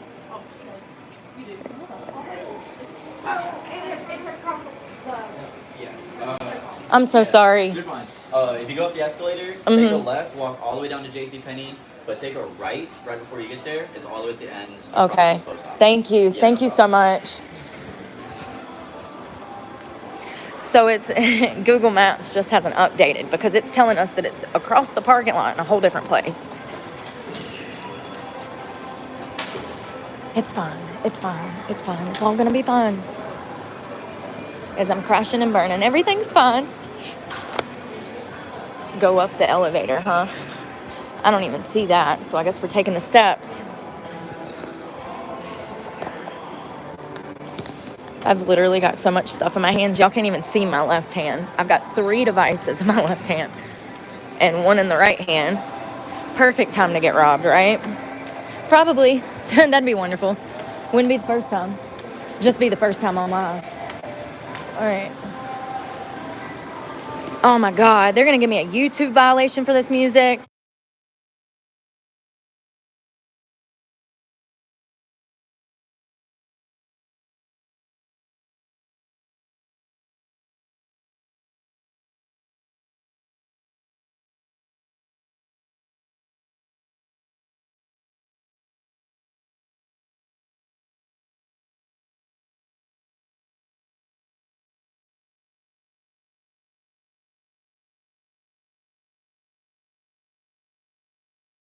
If you ask about my location, you will be banned permanently.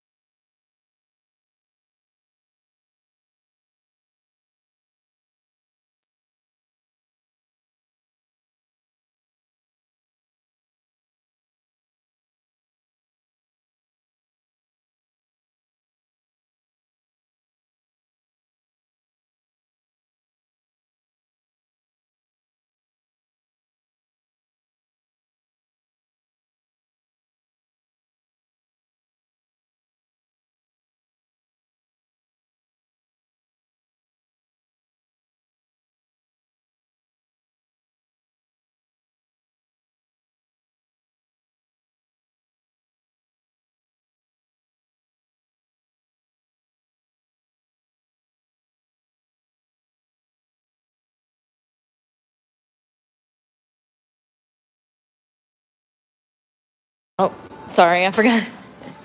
I said I had to check in. They have a lot of people. It looks like they're really busy in there. I've got to do something. I've got too much stuff in my hands. I probably should have grabbed a book bag, but I was just trying to get in here. All this stuff, plus the phone. They're really busy, so they're going to call my name. I had to check in at a kiosk. They'll call me and get me in there. I'm going to see if they have P.O. box at this post office that is next door. I have a YouTube check that's waiting for me, but I don't have a way to get it. So, because I don't have a mailing address. And I do not have a friend or a family member or anyone. Listen, y'all.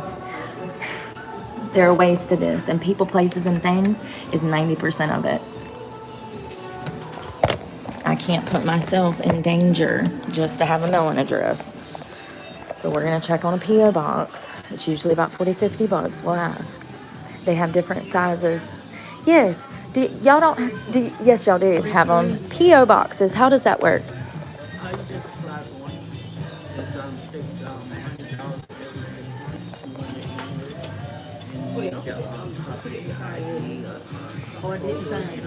$600 Okay. So it's how much again for the different? $100 for 6 months. Okay. Thank you.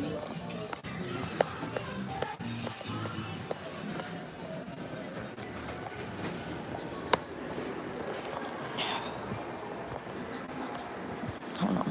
Give me a second. So first of all, it's typically done by size. Hold on. I'm trying to get far away so nobody can hear me because I'm about to rip into this place.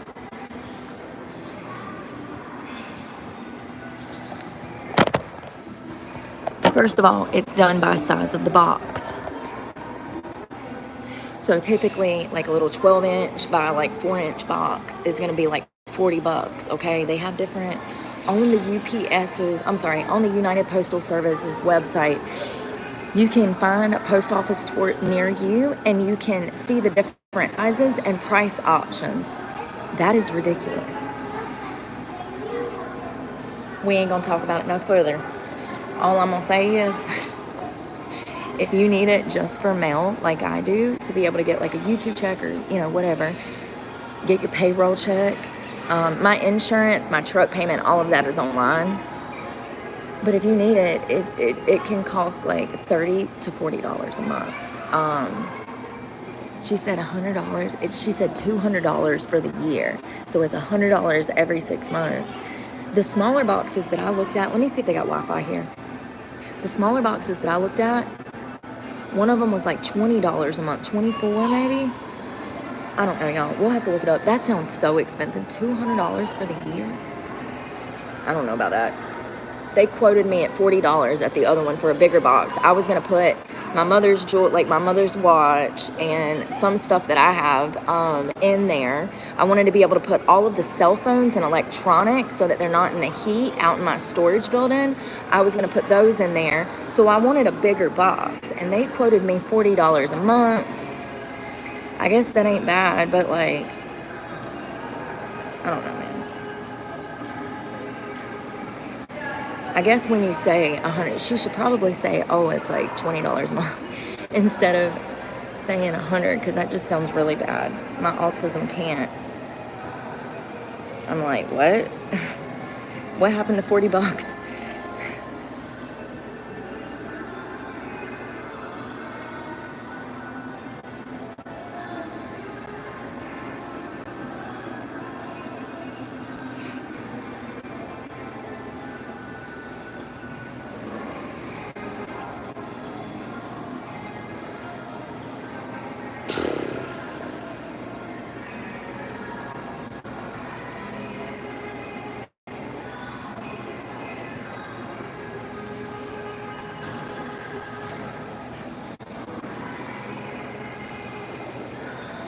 And, like, I need to be able to go month by month. Like, I need to just be able to call and pay with my card. Be like, oh, $40, here you go. I'm not trying to spend $100 today to get a free opinion. I can't do that.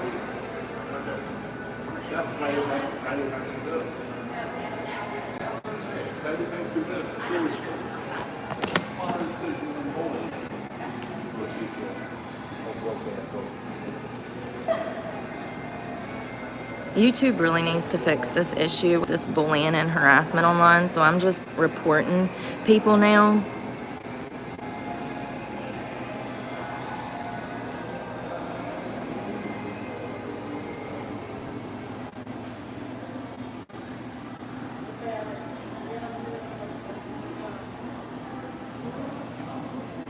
At my local post office in Madison, you absolutely can. You can put whatever you want in your P.O. box in Madison, North Carolina. You absolutely can. You can put jewelry, cell phones, electronics, anything of value, savings bonds, old coins, all of that. You can put that in a P.O. box.